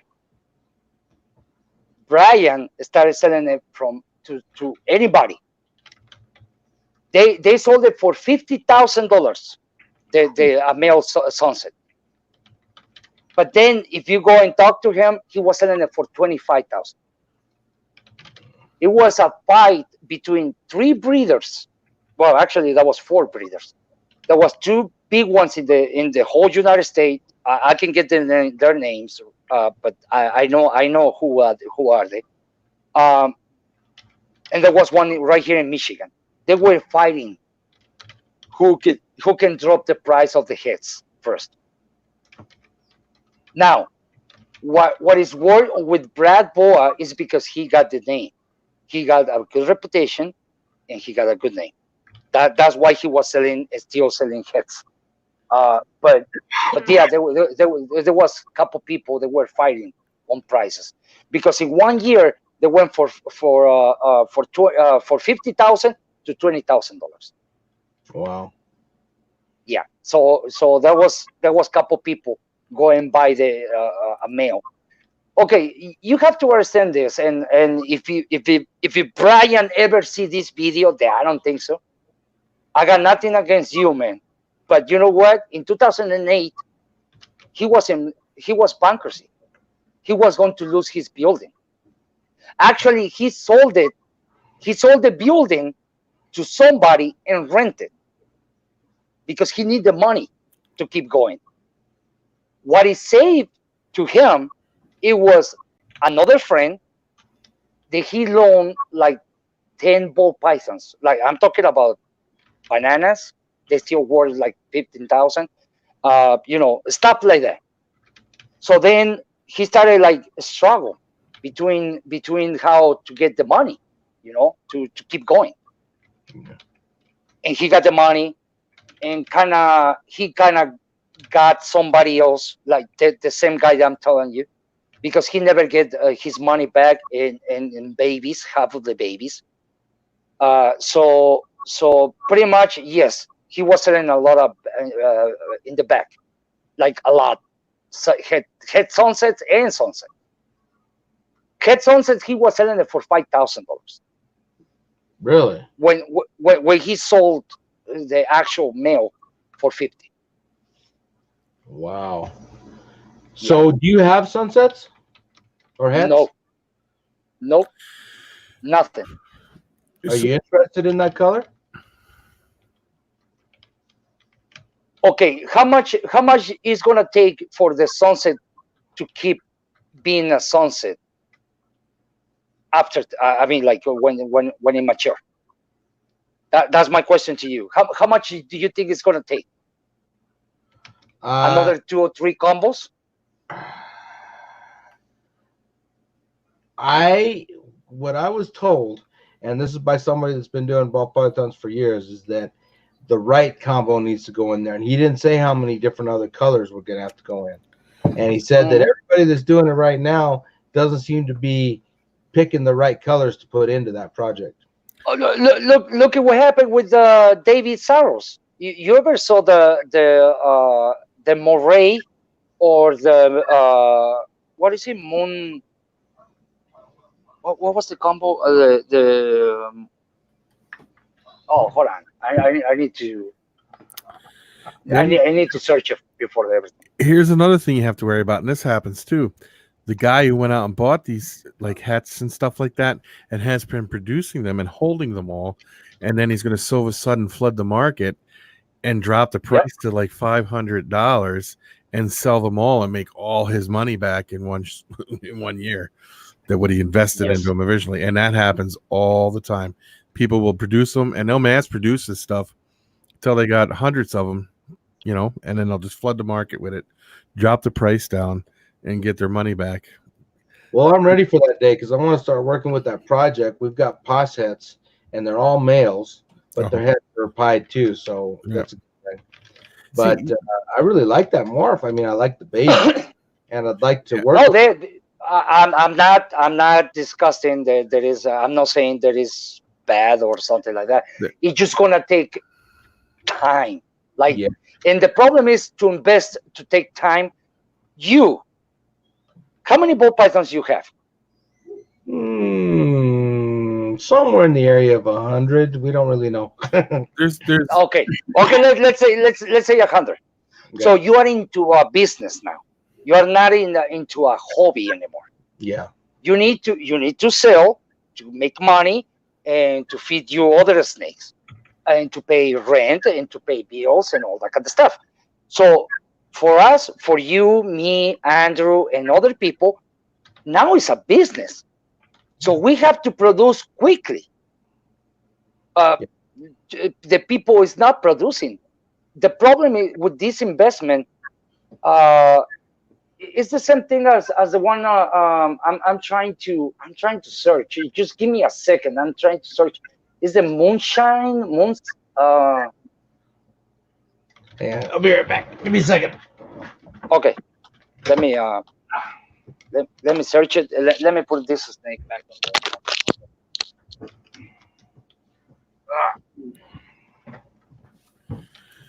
Well, I'm glad you're feeling better. Me? Yes. Oh, finally! It's been weeks. Oh my gosh. That's crazy. Sidekick has it. Yes. I've gotten everyone else sick though. Chucky, how are you doing? Mad Bio's in here.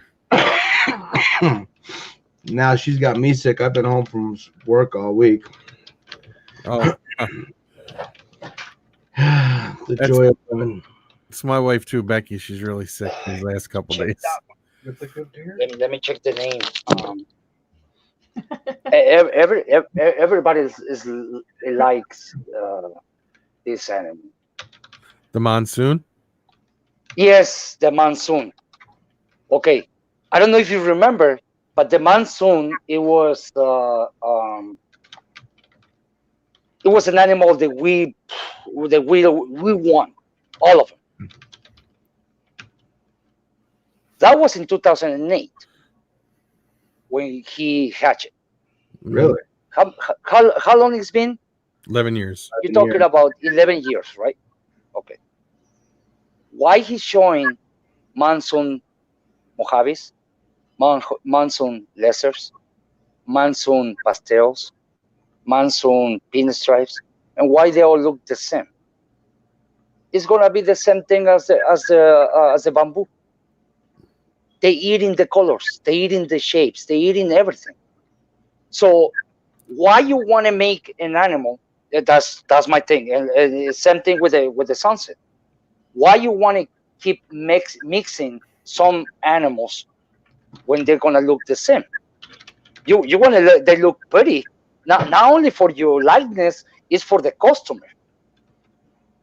It's the same thing with, like, everybody's telling me, like, oh, why you don't make freeways the first year? I'm like, no, because when you have the super gravel, it's darker, and you need an add color on it. They're gonna make it more crazier with the super gravel. So that's what I'm going for, to the color on the shape. You don't want to make like everybody else is making, because you're gonna add competition to yourself. Yeah. And, and the same thing with these morphs. Now, let me tell you what happened with this guy. He got from Brad Boa, a guy that I know right here in Michigan. He got a head male, a head sunset, and after 3 years, he hold all the females, all of them, one prove out. Wow. He come out with 2 sunsets on the clutch, so he's happy and all that kind of stuff. That was 4 years ago, 3 years ago. Wow. Now, how much are they? $10,000. The sunset. Yep. So Did he for that hat? Huh? How much did he pay? How much did he give for that hat? That's the problem. He paid $10,000 for that head. Did okay. 3 years ago. But so you're telling me that all this work, all this time, is gonna be wasted on the garbage? It's gonna be wasted.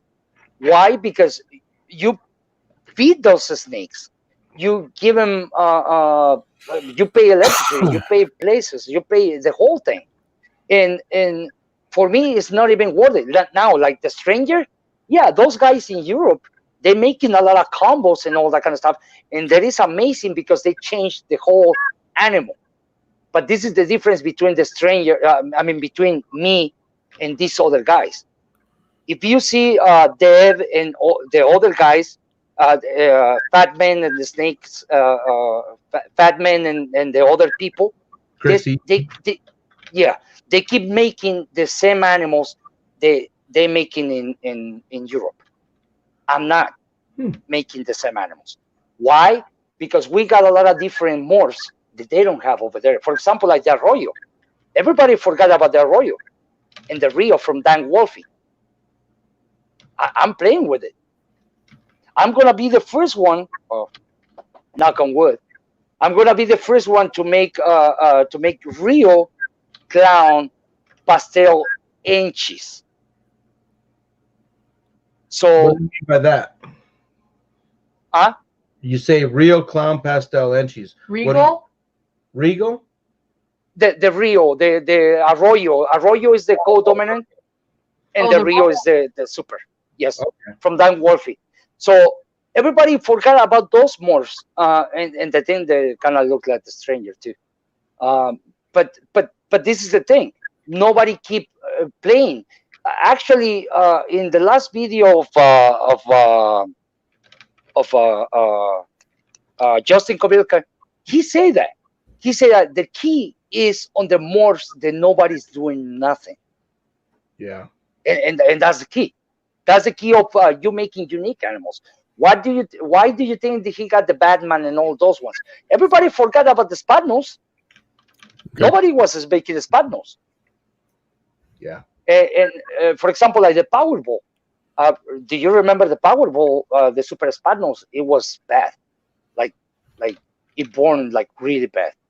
And now the Spadnos that we see, the Super Spadnos that we see them, they're pretty good. They can live, they can eat, they can all do that. And we started seeing the combos back again. But it's just like like every other morph, like every other business.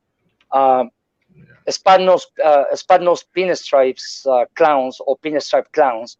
Justin Kobilka let it go, a very new combo, and everybody was looking for the pinstripe head clowns or the clown pinstripes. But the problem is this: if you're gonna start a project, think ahead and keep doing it. Don't say like, oh, these people's making this. No, try to combine it with some other stuff. We got. It's not like when I started that we have spiders, pastels, pinstripes, and ultra males, and that's it. That's all we have. Mm-hmm. Now I think that's what, like 150 morphs, different morphs. They said there's like over 3,500 or 7,000 combos, which is Yep. a lot. Well, And that's you're just the talking tip of the about iceberg. combos. Yeah. Yeah. So you see, man, like there is tons of stuff that we can make, and they look pretty good. For example, like everybody forgot about the candy or the toffee.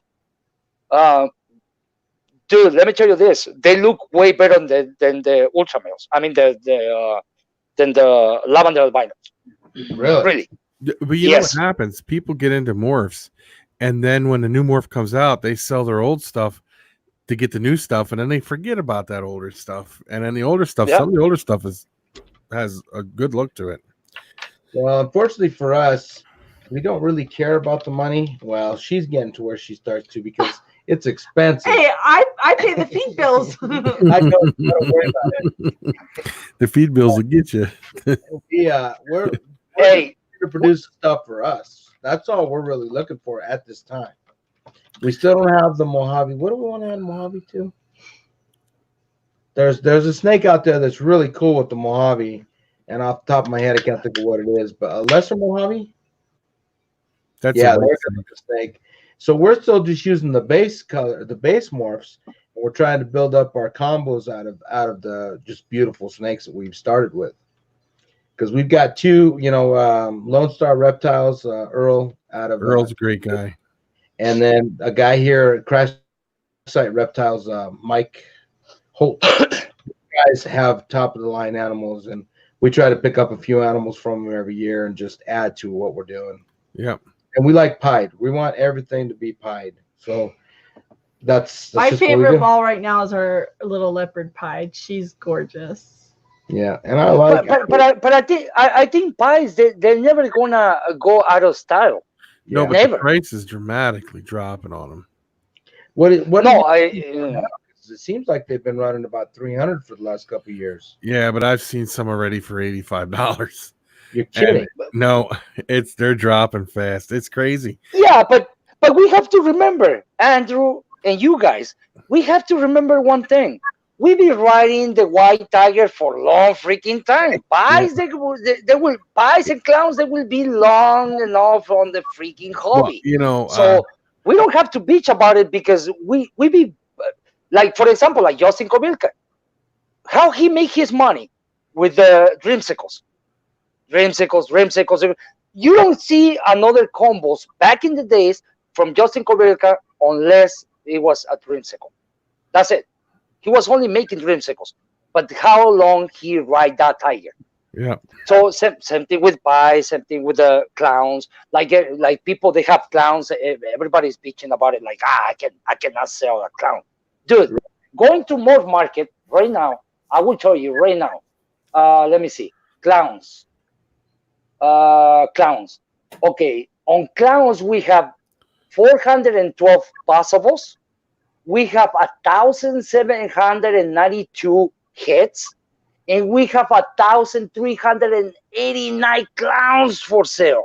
Wow. So that Okay, tells you a lot. Let me ask you a question then, Juan. How long Yes. do you think this is? Do you think that the ball python market is a bubble and it's going to bust and stuff's Nope. going to? Nope. You don't think No, so? no, because I think so. because this is the thing.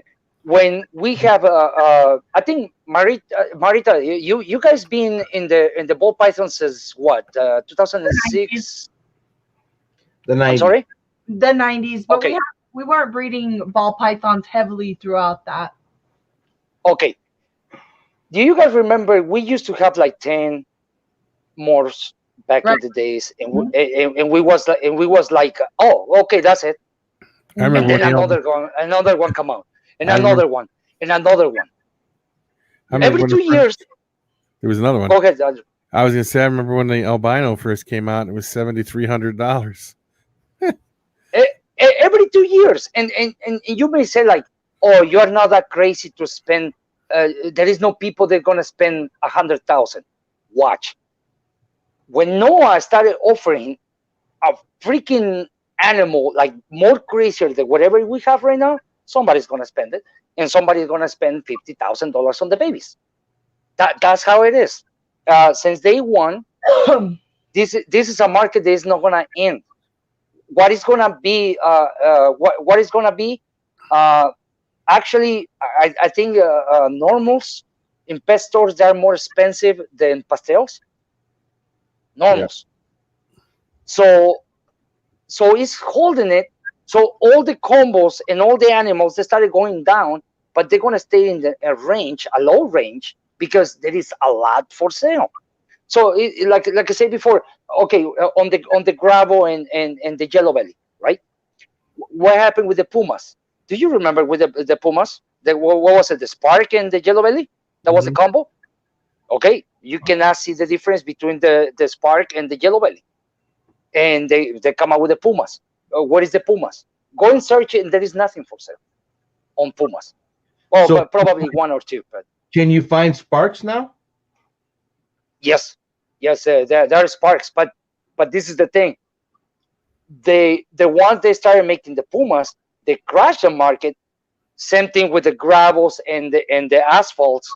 They started making with they started making highways and freeways with the with I remember the first highways when they came out. Well, that's a morph that I'd like to get into, but this year they seem to jump up from, last year gravel yellow bellies. I mean, not this 2019, 2018. The gravel yellow bellies you could pick up for $75 a piece. This year you couldn't touch it for less than 150, and they were calling them gravel or yellow bellies. Or yellow belly, or possible yellow belly. That's why when I got it from Shane, my animal, because I can get it from anybody else, but I was like, no, I'm not gonna get into stuff.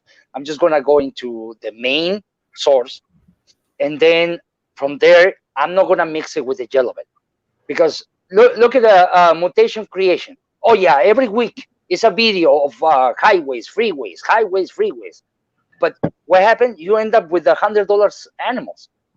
So when you overproduce it, that's what happens.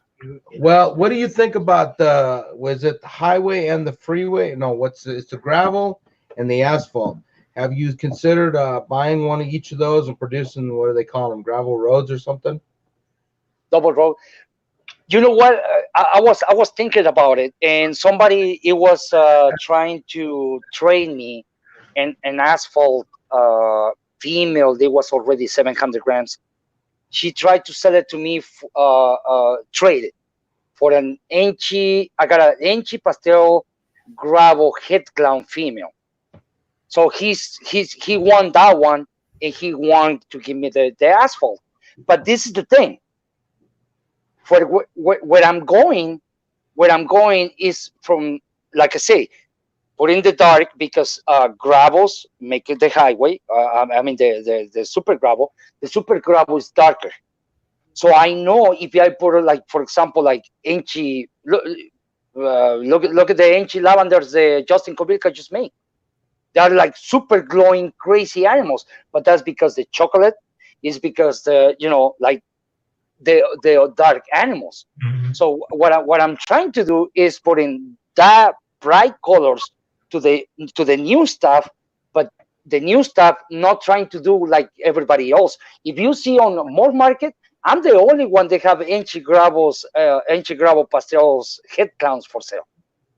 But and I used to start last year. I didn't start like 3 years ago, 4 years ago.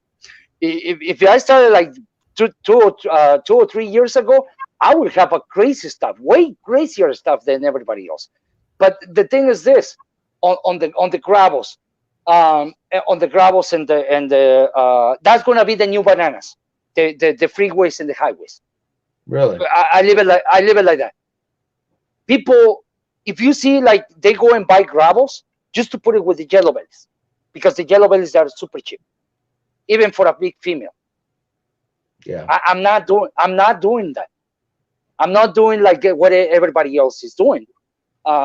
Actually, I sold a female, really beautiful female, gravel head clown. It was sold like this. It sold like, it was just a regular gravel head clown. But why? Is because you can make a lot of more stuff ahead and started mixing with everything else. For example, like those gravel head ultramills, right? So I put out 2 for sale, and on the clutch I got 6. So I keep the HE gravel head ultramills, and guess what I have?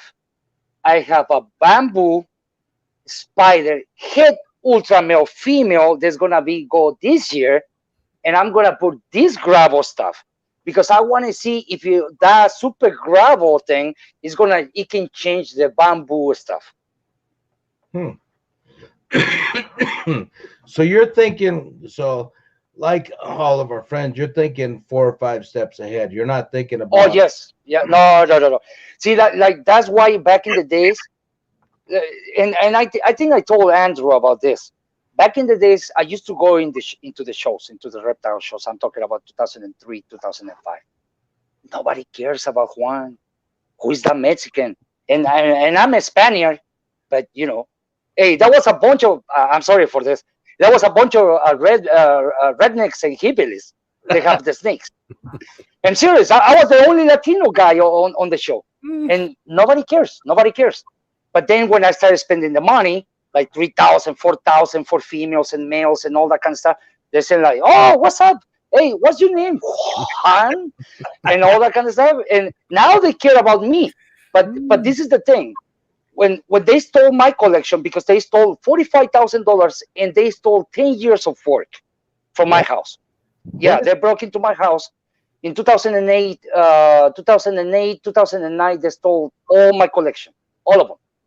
And I was going to have a lot of work first. And actually, I have 2 jeans that was brand new into the hobby that nobody proved out, only me. That was the melting ball, and that was the other one. That was the eyeball. I used to call them the eyeball. So that was the two main jeans that I proved it out, and they stole. Why they broke into my house, I don't know. I never see them. I never see them on the market, so I know that the guy did it on purpose. It wasn't for the money. So anyway. Now, if you talk back again, and same thing with arachnopods. Everybody hate me on arachnopods because I was the first one to have a P Metallica clutch. And actually, when Marita make her video of if you go back to the comments on that video, when she got the first P Metallica male and first P Metallica female, actually I leave a comment to her and told her like, hey, if you want to know the secret, I can tell you the secret about the P Metallicas, how to breed P Metallicas. I guess there was too many comments. It got lost, but you can find it. You can still find my comment over there. I was the first one to have P Metallicas, the first P Metallica clutch. That wasn't this guy from Chicago. What's his name? Brian Capiz? No. That was wow. He's always on looking for tarantulas and stuff like that on South America.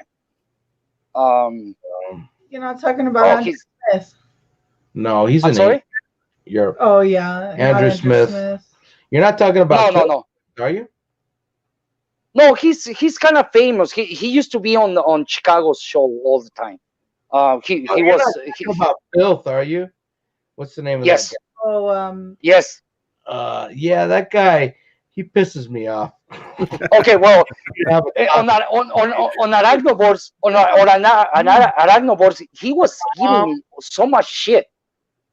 Yeah, he's an ass. He really is. Oh, not Tom Moran. No, not Tom Moran. Tom Patterson. No, Patterson. Yes. That was well. You said he's such an ass. Well, let me tell you this: a lot of people on arachnoboards, they're such an asses. There was the most toxic website that I ever been, and let me tell you why toxic. Because they don't help you; they just criticize you. Yep. I know you're doing this. The only person that I don't talk with her at all, and she always answered my questions, and I don't even ask her personally. That was Anastasia, the Russian chick. Bugs.net. She's tight Bug with net. Tom Patterson too. My understanding is that she's kind of an ass too, but she's straight above the board. She's a Russian nurse, and she doesn't take any shit from anybody. I'm gonna tell you, Nope.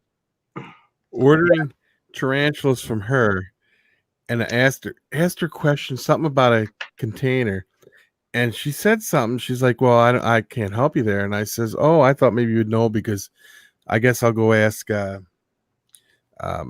Fear Not Tarantulas. That was like freaking I pulled her hair or something, man. She went completely nuts. Dude. I am not Fear Not Tarantulas. She just went ballistic. I was like, ooh. And this is the thing. I'm sorry. In like I said before, he was saying, people is telling me that you was the first one to breed P. metallicus on the hobby. I'm like, yeah, I was the first one. No, that was me because the first imports and all that kind of stuff. Well, let me ask you something. Do you got your tarantulas from Ray Gabriel? Because I know Ray Gabriel. Oh, Ray Gabriel, he's out of Europe, right? Yeah, England. Well, I don't know if you know this, but all the P. metallicas that were out from India, that was thanks to Ray Gabriel. Oh, I didn't know that. Oh, yes, sir. I got the first P. Smithi from Ray Gabriel before the Europeans have it. Really? Oh yeah.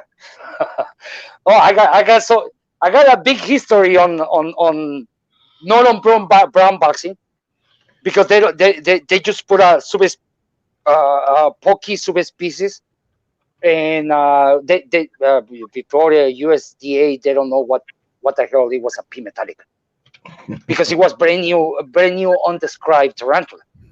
Yeah. So they don't know. Well, what year was this? Because there's a funny thing that we got into with Tom Patterson about the first time it had been published as a species, which was in 1994 out of Ann Webb's book. She said she had them in the 80s, I think, or the 90s. Yeah, but the problem is you don't see them on the hobby. No. until Ray Gabriel started bringing these ones, and I share what Ray Gabriel. Same thing I'm telling you right now. Same thing Ray Gabriel told me long time ago. If it wasn't for me, you guys don't have any of the tarantulas that you guys have, first of all. And second, if it wasn't for me, they probably disappear on the wild. And you guys, or we still got it.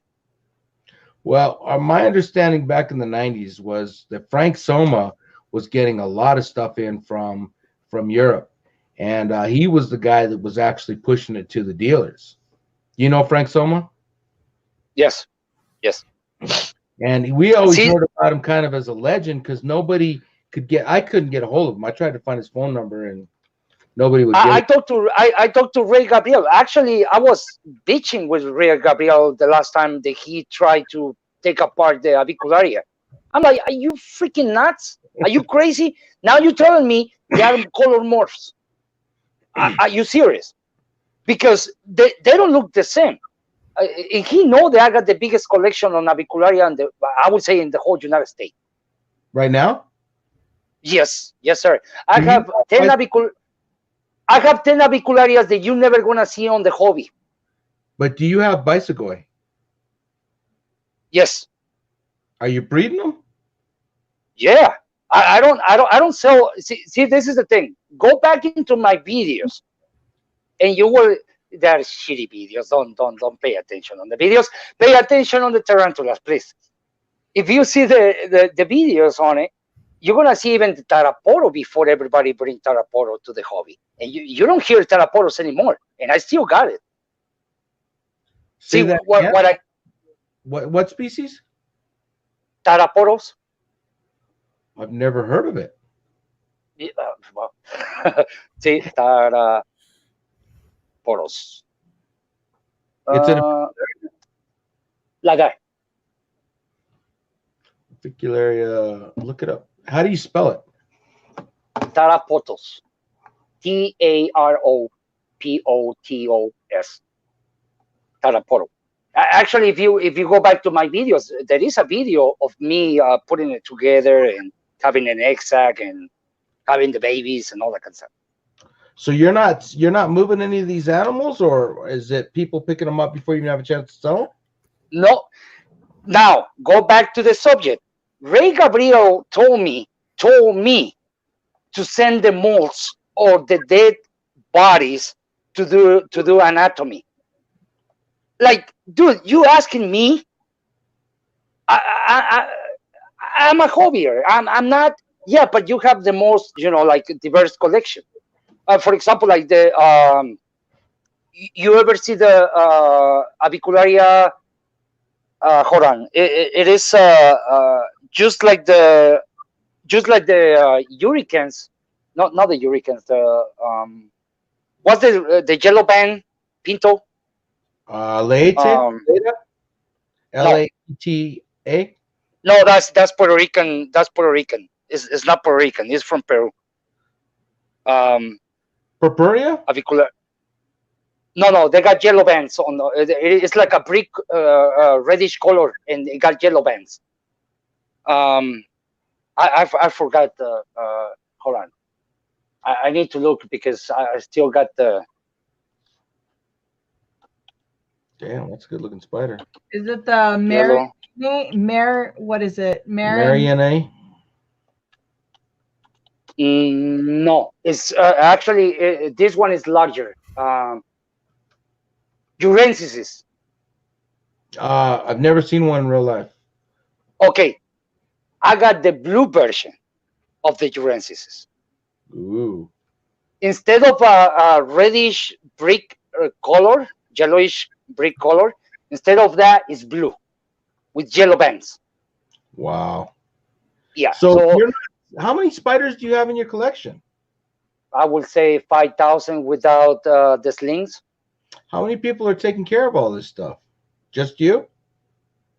Is this all you do all day long, or do you have a day job? No, I work. I do construction. And then when I get home, I'm single, my friend. That's what happens when you're single. You have time for everything else. I just wish I could learn all the scientific names, and then when I learn how to trust me, I don't even want to go there. So you're keeping all these animals and you're reproducing them and you're not selling them. What's your ultimate goal with them? No, to sell it after time. But my goal is to make a market. Okay. Be like the Europeans. For example, like now, P Metallicas. Mm-hmm. How much people they went up on P Metallicas slings because now they're serious. They used to be $75 and now they're $120, $150. That's crazy. Yeah. But wait, this is the problem. I have 50 almost mature females and males. Damn. I'm not gonna break the market. I'm just saying that's what people they should be doing since the beginning. Sell half of the clutch and keep half for the next breeding. Well, we do some of that, but the problem is when you keep half, which we've done with several species, Chromatopomosana bessus being one, it gets to be pretty time consuming because we both have day jobs and we keep the same amount of reptiles you do. Our ball pythons is not our biggest part of our collection. It's difficult to maintain those and keep them healthy through when you're doing that, which we do some of, but we only hold back maybe 10 to 20. If I get Smith eye, I'm gonna keep at least 100 Smith eye babies. That's my bucket list animal. We just bred them again. I bred them, and she had bred them over 20 years. Never got an egg sac. And I think the Mexican tarantula. Mm-hmm. You know what my bucket list animal is? This is a Brachypelma albiceps, and I can't find one anywhere. Hey, that's because they already changed the name. There's no more Brachypelma. Yeah, You need to stay. No, there's Brachypelma. They only did certain ones of the brachypelma that they changed. Oh, Yeah. no, wait. Yeah, Model. but wait a little bit. They're gonna change the other ones too. They changed them to the tilicata. Yeah, What is it? but you know, but you know why they cannot mess anymore with the. I mean, like, put it back with the brachypelma. You know why they can't do that? Why? Because they didn't do only taxonomy. They do DNA. Yeah. Yeah. So my friend, if you want to change any name that you want, you can do it. You just need to do the DNA thing, and the whole thing will be out. Because one thing is to look in the size, legs, and all that kind of stuff. And another thing is doing DNA, and that's what I told Ray Gabriel, and that's what Ray Gabriel. That was my beef with Ray Gabriel about those avicularias. He wanted to do taxonomy. I'm like, no, dude, you should be do DNA. We are not in the 90s anymore. We can do DNA. Let's do this. And he's like, no, that's not my thing. I'm like, But there's a slippery slope on DNA too. We recently had a guy here, and he was crazy as a batshit, but he claimed that they were doing all the genetic studies on the stuff in North America, mainly Arizona. What was his name? Are you talking about the one with one tooth? Yeah. Wayne Lockerbie. Yeah. He was tied in with the guy that redescribed all the species in North America. He was going out and collecting this stuff with him. And what he's saying is that the DNA strand is what, 1 million strands long, and they were going between 600 and 800 strands to ID them. Now the problem with that is that in 10,000 years, they might find out that 600 to 800 strands is just too narrow of a field, and that's why they're either reclassifying them or saying that they're a different species because they're not sequencing them out far enough. So that's going to be a whole new fight 10 years down the road when technology gets to where it can do it easier. well, yeah, I give you that. He's kind of right because, for example, like on the cloning and stuff, we can't clone like in the beginning. We know about the genetics and all that stuff, but now they're getting better and better and better, and now they can clone and stuff. But and of course, science is not perfect because every time is something new. Well, and so have you seen Andrew Smith's book, Tarantulas of North America? No. Hey, did you? So, okay, let's go back a bit. Do you remember Doug's tarantula page back in the 90s? Yes, I remember that. That was the best page ever, and she started a flame war on there back in the beginning because she got ripped and started some shit with a lot of people. A lot of enemy stuff from that day. Do you know Todd Gearhart? Oh, that motherfucker! Don't even call him like that. I don't. He needs to be bitch slapped, and one of these days I'm gonna meet him at a show, and I'm gonna do just that. I heard he's a midget, dude. No. I put a lawsuit to him. Really? You don't? Oh yeah, no. See the difference between me and another people. I just don't talk shit. I act. I do some shit. I'm like, dude, I don't live in Florida because legally I can shoot you. but my problem is he tried to scam me with well, actually, thanks to him, that's how I got the taraporos. Yeah, because see, this is what Todd Gearhart do, and I think you guys know, but the guys that reading or listen to this video, they don't know what Todd Gearhart is doing. Yeah. So they know Strictly Reptiles. He live at one corner. He live in the corner of Strictly Reptiles. Yeah. So when they get the shipment, he go over there, get the animals for $35 and put it for 150 on the website. So that's a flipper. It's not that somebody is feeding the tarantula, wait for to mold and all that kind of stuff. So the problem with Todd Gearhart, he told me, Juan, there is new tarantulas coming in and nobody sees these ones. That's the subspecies Taraporo. We got it from Taraporo I know his BS because I say that he's BS because I know that he was getting from Strictly Reptiles. I called Strictly Reptiles, and he told me like, I'm sorry, Juan, but Todd already got him, all of them. So I'm like, oh, well, to have him, I have to deal with him. And then we was okay and blah blah blah. I sent him $700, and then he's like, oh, next week. Okay, next week I will ship. Next week and next week and next week. He tried to play like that with me. I'm like, okay. And then I call a friend of mine. He's a lawyer. He lives in Florida. And he went in and put a lawsuit and all that kind of stuff. We are good, pretty good friends. And he put a lawsuit and all that kind of stuff. And I can show you the email. I still got the email when he said like, I'm sorry, Juan, take that off. They hold all my money from the bank and from PayPal. Please don't do that. They even threatened me to take my house and all that kind of stuff. I'm like, dude, or you send me the animals or my money back. Either way, that was my first and last straw from that guy. Please, guys, don't buy it from him, please. I'm serious. How long ago was this? Let me see. I got the email right here. I need to see it, but I keep all the records. Well, that motherfucker, I did a trade with him back in the 90s for a Megaphobia robustum for Brachypelma sabulosum. I had produced him back then. And he was working for Glades Herp at the time.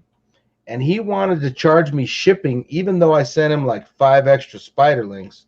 And for 3 years, that motherfucker sent me a bill for $8 from Glades Herp.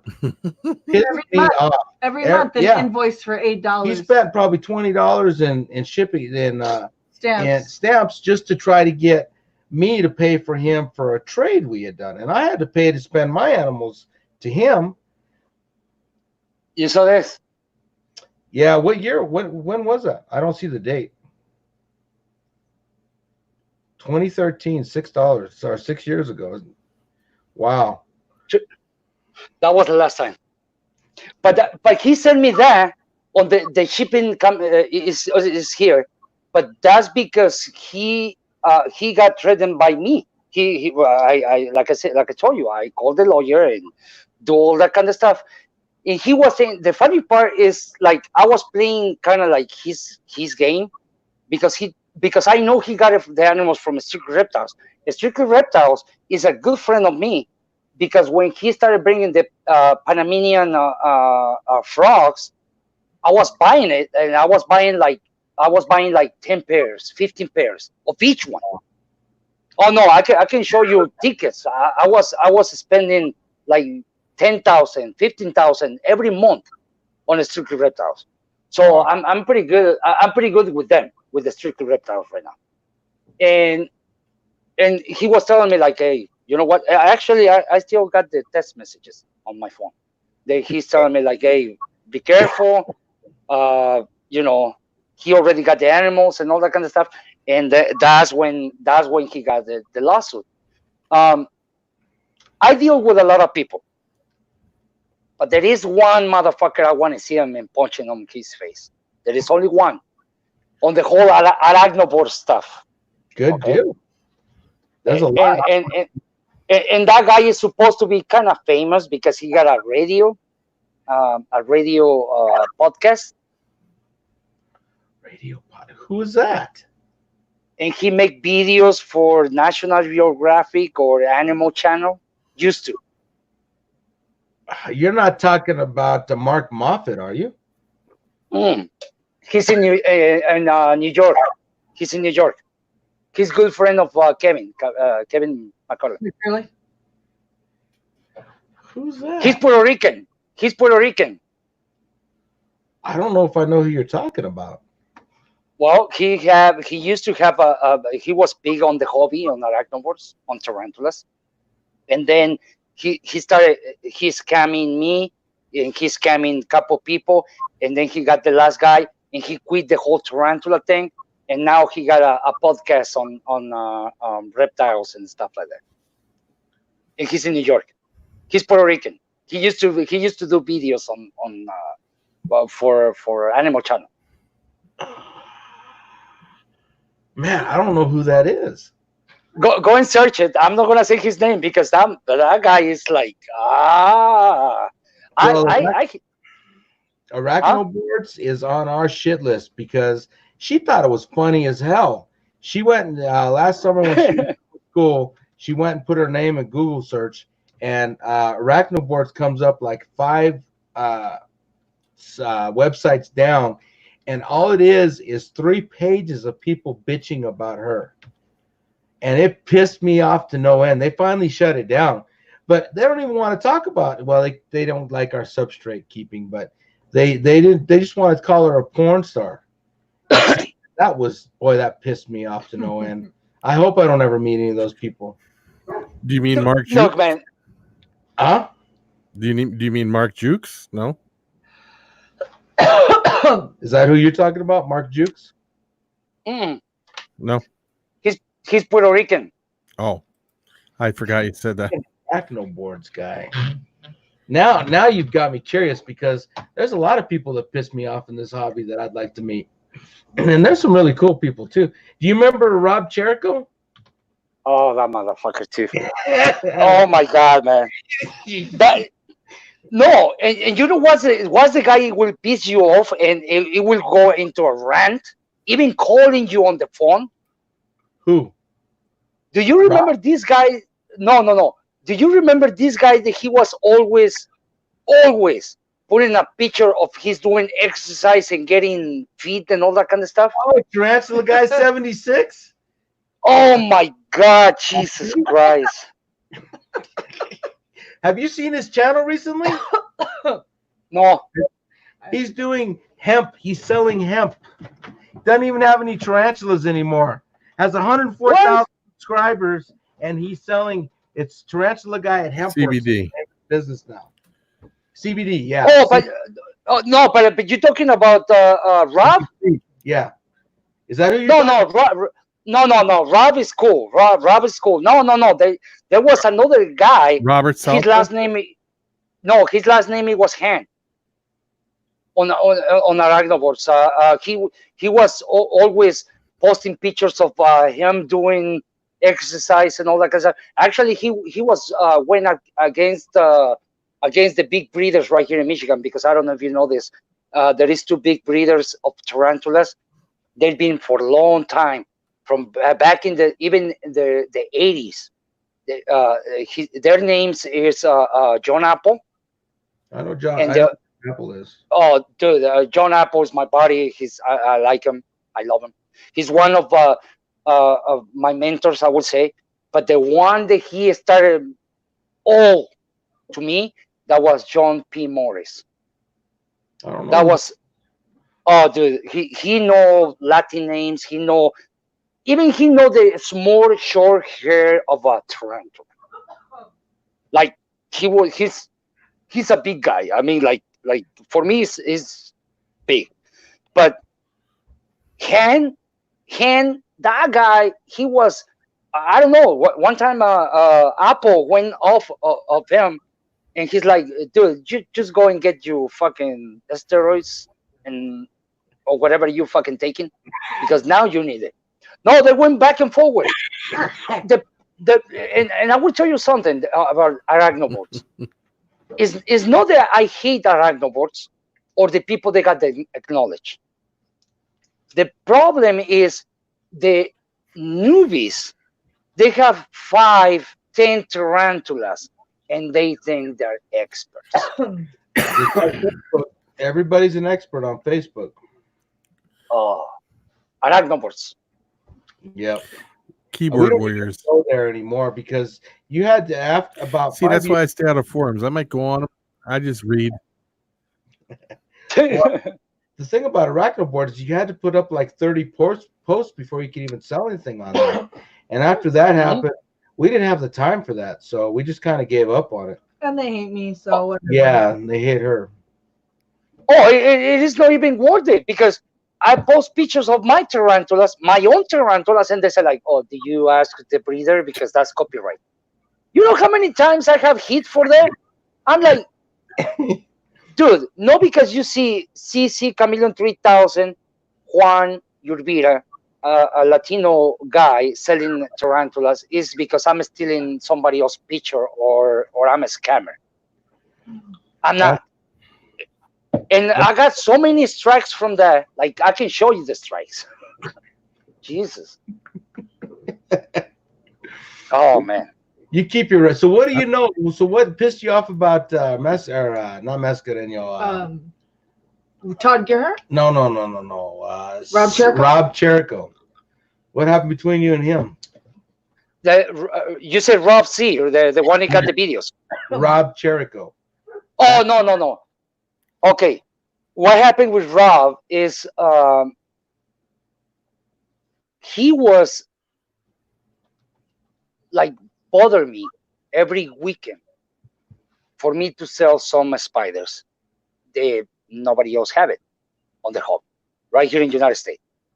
Because see, the thing is this, thanks to Jem Toro, back in the days, I was bringing some weird tarantulas that nobody have. For example, like the diversipes.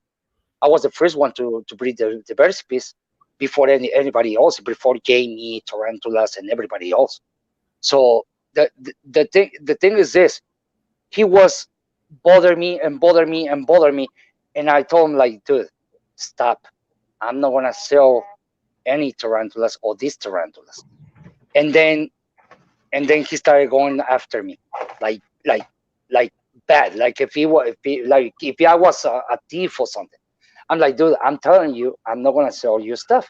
And that's when one of the what's the name? There was one guy that he was a mod on arachnovores, and actually I think he was the only. He wasn't insane. I think he was the only one that was good in arachnovores. The mods, I'm talking about the mods. The guys in charge. And then he said like, or you stop, or I'm gonna ban you.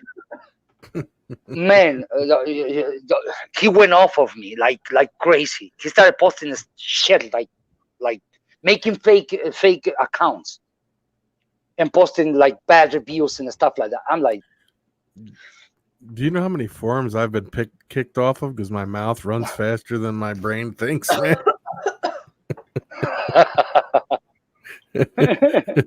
Well, what did I hear? Jessica Belker kicked out of some kind of ball python because he told them that something they had posted was incorrect, and they booted him out of the forum. So it doesn't matter who you are; they think they're, for some reason, when they're sitting behind a keyboard, they think they're all powerful. And the dude, it's the same thing. Like now, Justin Coville can remember me because we was back and forward talking and all that kind of stuff. From back in the days. So and then we stopped. He, he's doing his own stuff and I doing my own stuff and all that. And you know what? I'm having grief and troll by these big breeders. They put me as a top fan on their page on Facebook. I'm like, dude, I'm not a top fan. I started having freaking pinstripes when you have fucking diapers. What's wrong with you? And they just like keep joking with me and stuff like that, For example, like Brad Boa had his own reptile store, a pet shop back in the days. He was selling normals on the show when I already got pastels, pinstripes, and spiders and all those ones. The thing is this: he went and get a loan. And then he invested on the banana, and from there he took off. Yeah. And is one thing. For example, like everybody said, like, oh, those days they're not gonna come back. Okay, how much do you think these guys from The Stranger they make from The Stranger? A lot. I can tell you right now, seeing my mail cost me, and I'm gonna say that. Cost me $17,000. all the way up here to United States. But that was a male. Nobody saw you a male right here in the United States. Now, this is the thing. Females, they're like, with them, they're like 6,500 euros. So it's like $7,000. So how much do you think they, and you have to think of one thing. They be breeding strangers since 2013. Really? Yeah, that's in their page. So Justin Kobilka went and get it. Dev went and get it. Fatman went and get it. So few people went and get it.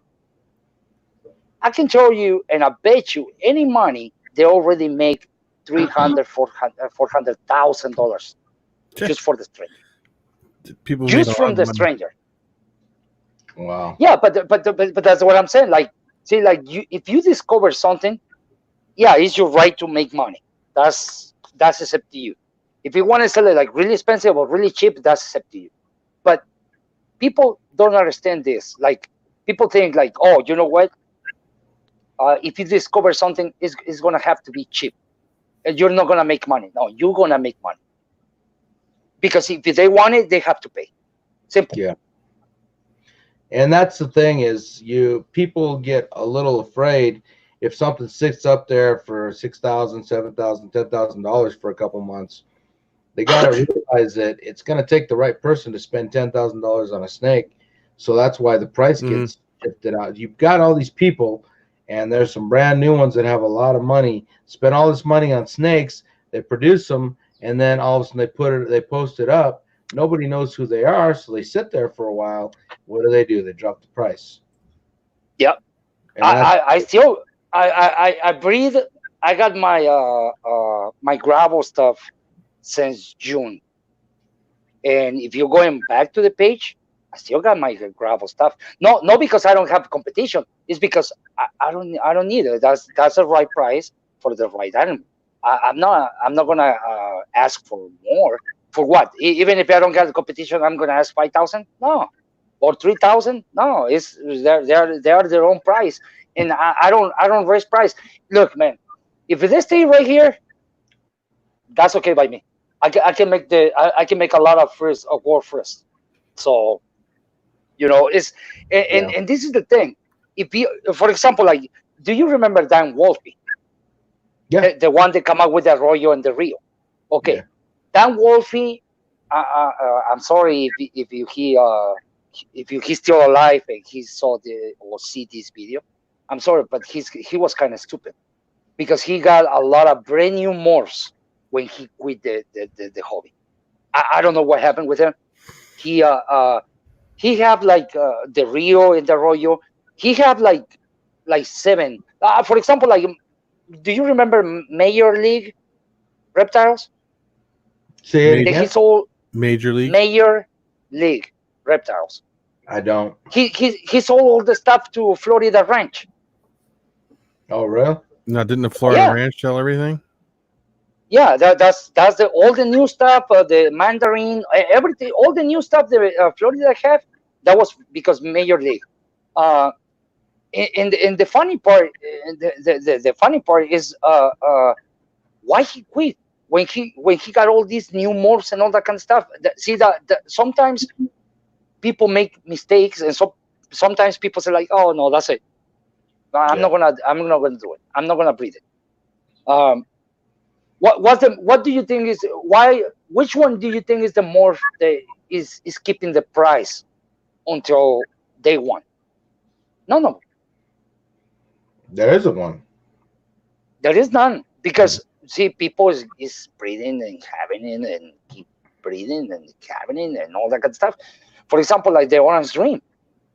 Aussie is still sitting on these Orange Dreams for $7,000, $5,000 when you go to the website, and you can make it with $700, $800. So that's what I'm saying. Like, yeah, you have to put work like Aussie is doing. You have to put a lot of genes on it. You have to keep going to always like 3-4 steps, 3-4 years ahead of everybody. Because if you start making like, oh, I like that morph, so I'm gonna make it. Nah, dude, why are you making the same morph that everybody's gonna make it? By the time that you make it, they're already like $1,000. Yeah. And see, the Orange Dream is something we really want to get into. We've got male Spider Orange Dream. The other one's a Sugar Orange. But I want to play around with that gene. And so I'm going to have to make my own. I make my Super Orange Dream. And, I'll go back, kind of go backwards to go forward, which I don't mind because the animals. So we'll make babies out of those. Oh, okay, so you say you got males Orange Dream, right? Mm-hmm. We got a Sugar Orange Dream. Get a ultra male female. What's that? Get a female ultra male and get a ultra male female and put it with that Orange Dream. The Sugar Orange Dream? No. Because we don't have just Orange Dream. We have a Sugar Orange Dream and a Spider Orange Dream. Okay, but they are males. Yeah. Okay, go and buy a ultra male female. You hear that, darling? You see that look? That says it's gonna be a little while. Well, no. Let me tell you why. Because this year they just started coming out with the Orange Dream Ultra Male. You're already ahead of everybody. If you buy, let's say, an Ultra Male female or Enchi, okay, that would be better. Enchi Ultra Male female. Right now they are not that expensive. Ultra Male females are not expensive anymore. Not like back in the days. Now you can buy it from $600, $700. But then let me tell you this: they change. If you go back on Facebook and search for it, they change dramatically. Like the color is crazy, but it's not the color, the copper color. It's the aliens, the yellow aliens, when it gets crazy. Especially when you buy an ultra male female. And you put the whatever male that you have Orange Dream, if you put that back into the ultra male, remember you're gonna make not only the morph, not only the combos, you're gonna make the super Orange Dream. Right. So is the ultra male a recessive or a codon? The recessive, it's just like caramel albinos. Okay.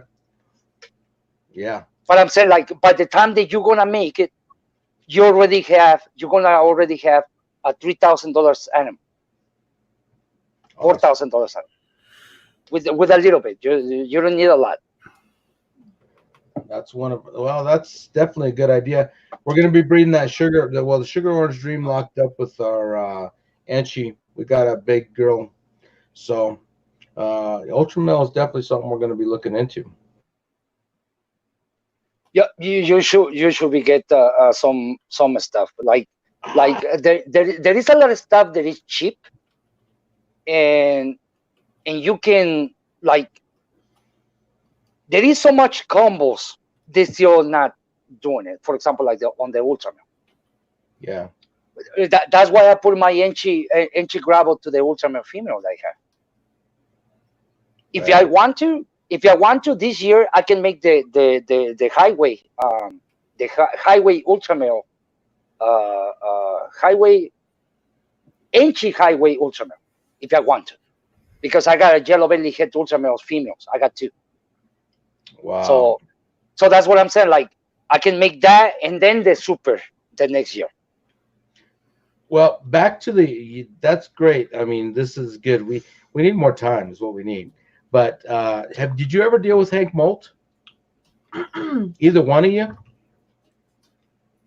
No, I never hear about him. Yeah, they were on a table. That's the guy they wrote the book about, bringing stuff in out of Australia. Table there, and they're inside there. He was in Philadelphia.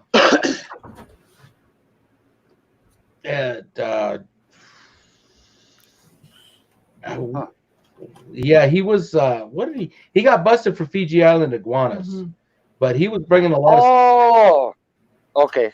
But okay, I get it. So that was in the 90s. He had I can't remember the name of his store, but back when self-addressed stamp envelopes were the thing, he wanted you to pay him like $4 or $5 plus self-addressed stamped envelope for his price list. And when you saw his price list, he had $4,000 or $5,000 animals on there. And according to the book, he never even had the animals in his possession. Wow. He had some nice stuff. I just wondered if you had ever dealt with him. No, that's see, the thing is this. Like I said before, anything that look fishy, I stay away from it. I don't, like for example, like there is a lot of Europeans. They I want to get some new stuff from them, Germans actually, but now I'm getting involved, my friend, to get brand new stuff from over there to here. Yeah. But that's because that's the way. Go, pay them cash on the hand. If you don't know him, if you know them, for example, like these guys from The Stranger, I deal with them, and I know their reputation, they're good and all that kind of stuff. So that's why I send them the money. But the problem is with some people that you don't know, and they hatch something new. You better do it by hand. It's not good. Well, back in the 90s, do you remember Nerd's price list? Did you ever see it, or did you ever deal with him? I still got a few papers. Well, I never bought from him because he was 3 times the price of anybody else for the same animal. What was your feelings on him back in the 90s? Very expensive. Nerd. Yeah. And we've interviewed his manager. He seems like a really good guy. Well, But Kevin, he doesn't seem to really want to deal with anybody. He doesn't like people. Well, let me tell you this. You have to remember, from big breeders, Nerd he still got a big backlash. I got one thing to say. He's the one who got me with the caramel albinos. Damn. He don't answer the phone. He don't tell me nothing. Yeah, he talk on his videos and stuff like that. But this is the thing. He will tell you like, oh, it's because in that time I don't know they were king. Dude, you have those animals since 1997, and you told me since 1997 until 2003 you don't know they were king. Yeah. For example, like Andrew know this. I have a project right now, the Townie project. That project, I've been sitting with that project for 7 years. I just make the first super, and it's still not convinced. I still want to make another like 2 or 3 supers. See what I'm saying? Yeah. Because I don't want it like that backlash. That's why I still got a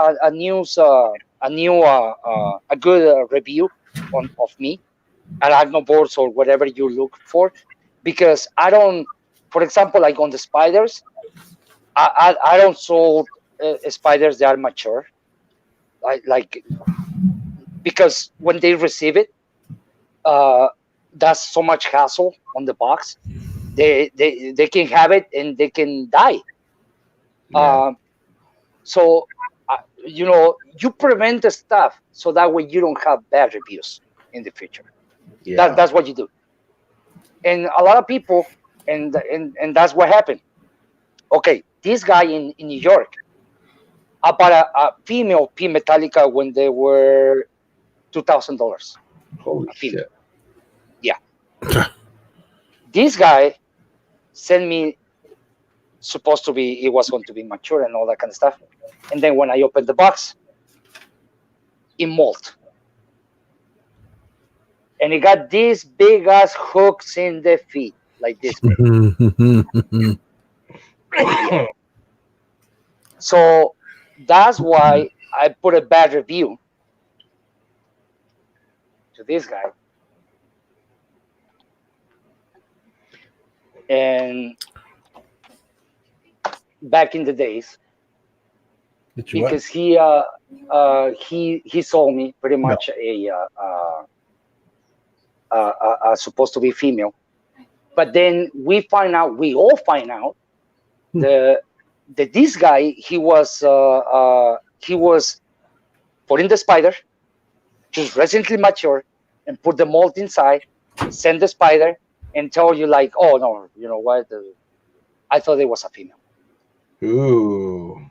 But they never send you the money back. They sell you the animal because you already have it. They sell you the animal as the price that he won. Damn. That's some shit. Bless you. Bless you. Oh, so Thank that's the guy I'm telling you. They're from New Jersey, the Puerto Rican guy. Man, I want to find out who this guy is. Well, do you remember the guy out of Florida that used to do all the African stuff? Rick Blauman. Did you ever deal with him? Yes. Yes. He was a good friend of mine. What happened? A little heart to heart. What happened?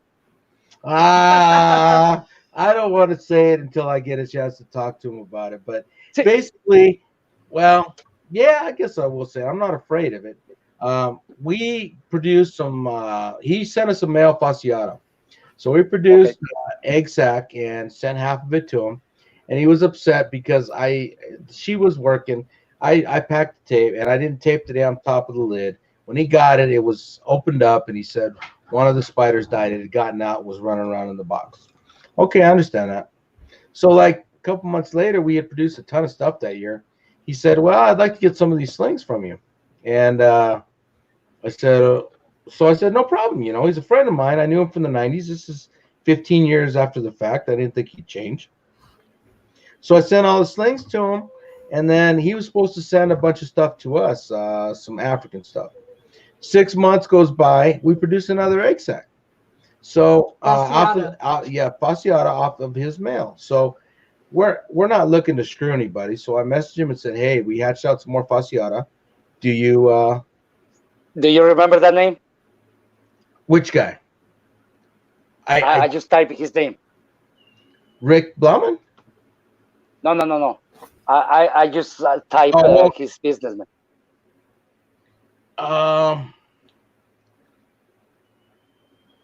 See, that Urban guy. Jungles. Yes. Danny Mendez. Danny The Puerto Rican, Menendez. the Puerto Rican guy that he used to do Animal Channel Yes. videos and stuff like that. I wasn't That's even the thinking one. of Danny Menendez. I'll have to. Oh, that's. See, I don't know him. You got to remember, we're down in Roswell, New Mexico, where you guys are. There's, all this stuff happening. We're out of it. The local channels don't come here. Well, and that was all over the Arachnoboards. Oh, he was threatening me to get a lawyer and stuff like that because I was talking shit. I was like, well, what do you mean it's talking shit? You got me with the P Metallica. Yeah. Oh, no. And then after me, it was another guy and another guy and another guy. And that was a guy right here in Michigan. Well, actually, Ohio. And that was the last thing that we hear about Danny Mendez. That was the last thing. The last bad review. So he's out of it? No, he quit. He tried to get. Okay, he sold all his collection because he was quitting. He was getting into the carpet pythons. Yeah, but he does that Croc Fest thing every year, doesn't he? That's the problem. People don't look into reviews of people. They don't. And that's the biggest problem, because if you see like, oh, Danny Mendez, that guy is shiesty, he did this and he did that, I'm not gonna deal with him. He gave Jay Brewer a hard time about producing so many retakes. Well, go and look, like I said, into Danny Mendez, into his Arachnoboards stuff, reviews, and hey, you're gonna find the last post, and he disappeared. He just disappeared. But that's because he sold all the males to us, because that's the males that nobody wants. Right. Well, we had that happen years ago with Mascareño. When he first got in Haplopelma lividum, they hit the books in Germany. We've got a Vogelspin, I think, that has lividum in it. They were still calling it lividus. And okay. So first time I ever spent $100 on a spider, I called him up and said, "Hey, you got lividum?" He said, "Oh yeah, I said, what do you have? He says, well, I think I got a bunch of healthy young females here. I get it. Within a month, the damn thing rolls out into a brown spider. I call him. Nobody's answering the phone. What a guy. Masquerade. He got out of it, but I heard that he took somebody's wife, got into frogs, and then she divorced him and took all his frogs. You remember him, Mascareño? Oh yeah, I remember him. I hear about him. Yeah. Jesus Christ, man, you know the bad apples too. I thought that was the only one. I attract them. Man. So does she. But so Rick Blauman, he is a friend of mine. I mean, I met the guy, went down there, talked to him. But so I tell him I got this egg sack. No message back. Like 6 months goes by. I say, hey, when are you gonna send those spiders? He said, well, you produced another egg sack of fasciata, didn't you? I'm like, motherfucker. I told you that out of the goodness of my heart, that if you wanted more, they were half yours. I still want my slings. So one of these days, I will see him again, and he and I will have a heart to heart. I won't be. And this is the thing. Okay, you gotta get you back your stuff. Like you're doing good to everybody else. These guys, like for example, like Todd Gearhart, same thing. I don't know why he's still in business. I don't know why the owners of the websites, they don't ban him. If they have so much, I talk to the guys on Fauna Classifieds all the time. So I told him, like, why you have a Todd Gearhart still advertising when he still own money? I don't get that. And they say, like, well, Juan, I cannot keep on the. John Apple. John Apple is a moderator right here. Kick them out. That's why these people keep doing whatever they're doing it, because we allow these guys to keep doing whatever they doing. For example, on the Strictly Reptiles. And that's the problem, is that, like I said, we're out in the middle of nowhere. Now we've gotten closer, being from up north and the real urban places, we've gotten closer to where some of these people we can make contact with. But this is something that, a lot of people will get online and behind the keyboard and say, when I see you, I'm going to beat your ass in the head. Well, the reality is that doesn't do any good. With these people that I have problems with, I want to meet them face to face, and I want to have a heart to heart with them. I don't want to hide behind a keyboard. See, that's what happened not long ago. Okay, I'm not gonna say, and this one I'm not gonna say names because it's pretty fresh. Still hurts, huh? No, it still hurts, but this guy that I know from the show. He just more like a collector than a breeder. Oh, okay. And this guy is like, I see he got a car, with a regular price, I would say, and I need a car, a work car. So I'm like, okay, I buy it from you, 1,500. Oh, but it got a smash on the door, and I cannot get the keys inside and all that. I'm like, oh, that's okay, man. Don't worry, I'm by myself. So I just need a go back and forward car. Okay. And then he went in with me on frogs that we bought from Japan. So I got the frogs, and then I got the car. I give him the 1,500, and then a week later. A week later from when I got it, I told the guy, hey, dude, you know what? Your transmission is fucked up. And he's like, hey, you know what? I sell you as it is. I'm like, no. You sold me the car as it is with the door a little bit smashed, but you didn't sell me because the fucked up transmission. Yeah. Oh, no, we changed the cable. So it was fucked up. What do you mean you changed the cable? Yeah, the shifting cable. That's not the shifting cable. That's the gearbox. That's the transmission. Whatever you want to call it. So then we go back and forward, and now he wants his $600 from from the frogs. But this is the thing. I have to pay the towing truck $350 to go and get the car from the freeway, 1 hour, 30 minutes from here, bring it up here, me buying the transmission and paying the guy to do the transmission. How much do you think it is? Guessing about 1,600. 1,600. You're right. That was 1,600. But you know what? This is the thing. That's what I told the guy. You want your money back from the frogs? Okay. So because he tried to scan me first. So I was like, okay, you want your money back from the frogs? I'll give you back your money back from the frogs. Give me my money back from that piece of shit and come and get it. And that's when he started like, I'm like, dude, trust me.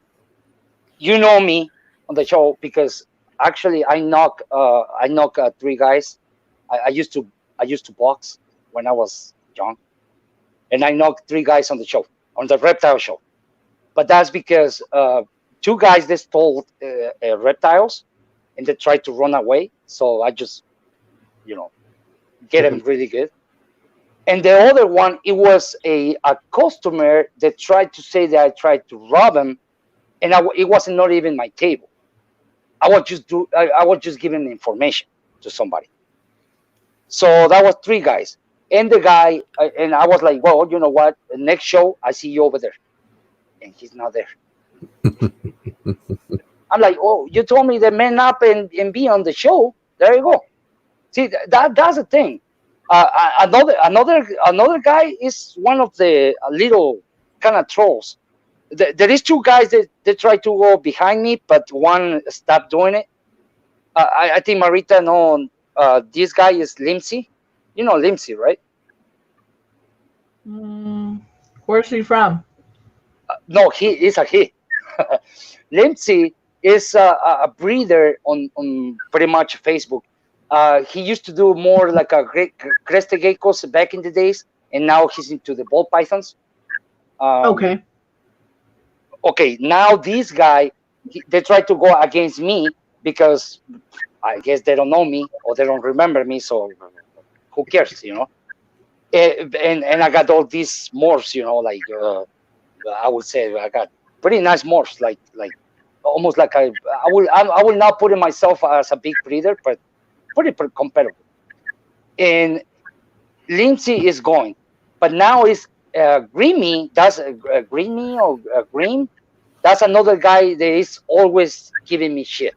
So the problem is on all this is if they see me on the show, I'm 6'2", man. I'm not your regular Latino guy. I'm pretty tall. Number 2, I do boxing. I still got good boxing skills. And another thing, I do construction. I do pretty heavy stuff. You are freaking almost 70 years old. I'm 40. So you want me bring me shit when you know that I'm gonna see you in the show? Come on, man. Don't even go there. Now, the same thing with you on the tarantulas. It is not even worth it to fight with these people, but this is the thing. If you don't stop these people, they continue doing it because nobody say nothing. Well, guys, I hate to cut it short, but it's getting kind of late here, and I got some stuff I got to do in the morning. I think we've been on for like 3 hours or something like that. Yeah. So it's been a long, good talk. I want to thank you guys all for coming on. It was great to have you guys here. We'll have to do this again for sure. So, is there anything anybody wants to say before we end this, or? No. Thanks for having me. I don't even plan this. I was like, today I'm feeding everything. Oh, nope. Hey, we just got back on, but one thing I need to tell you is, what the hell are you doing in Michigan? Why aren't you in the real part of the world down south here? Oh no, it's beautiful right here. It's beautiful. It's cold. Because but USDA and the government, that doesn't bother me. That's one thing that you guys don't understand. They bother you guys because you are in the South. They don't bother us right here in Michigan. You can't have venomous.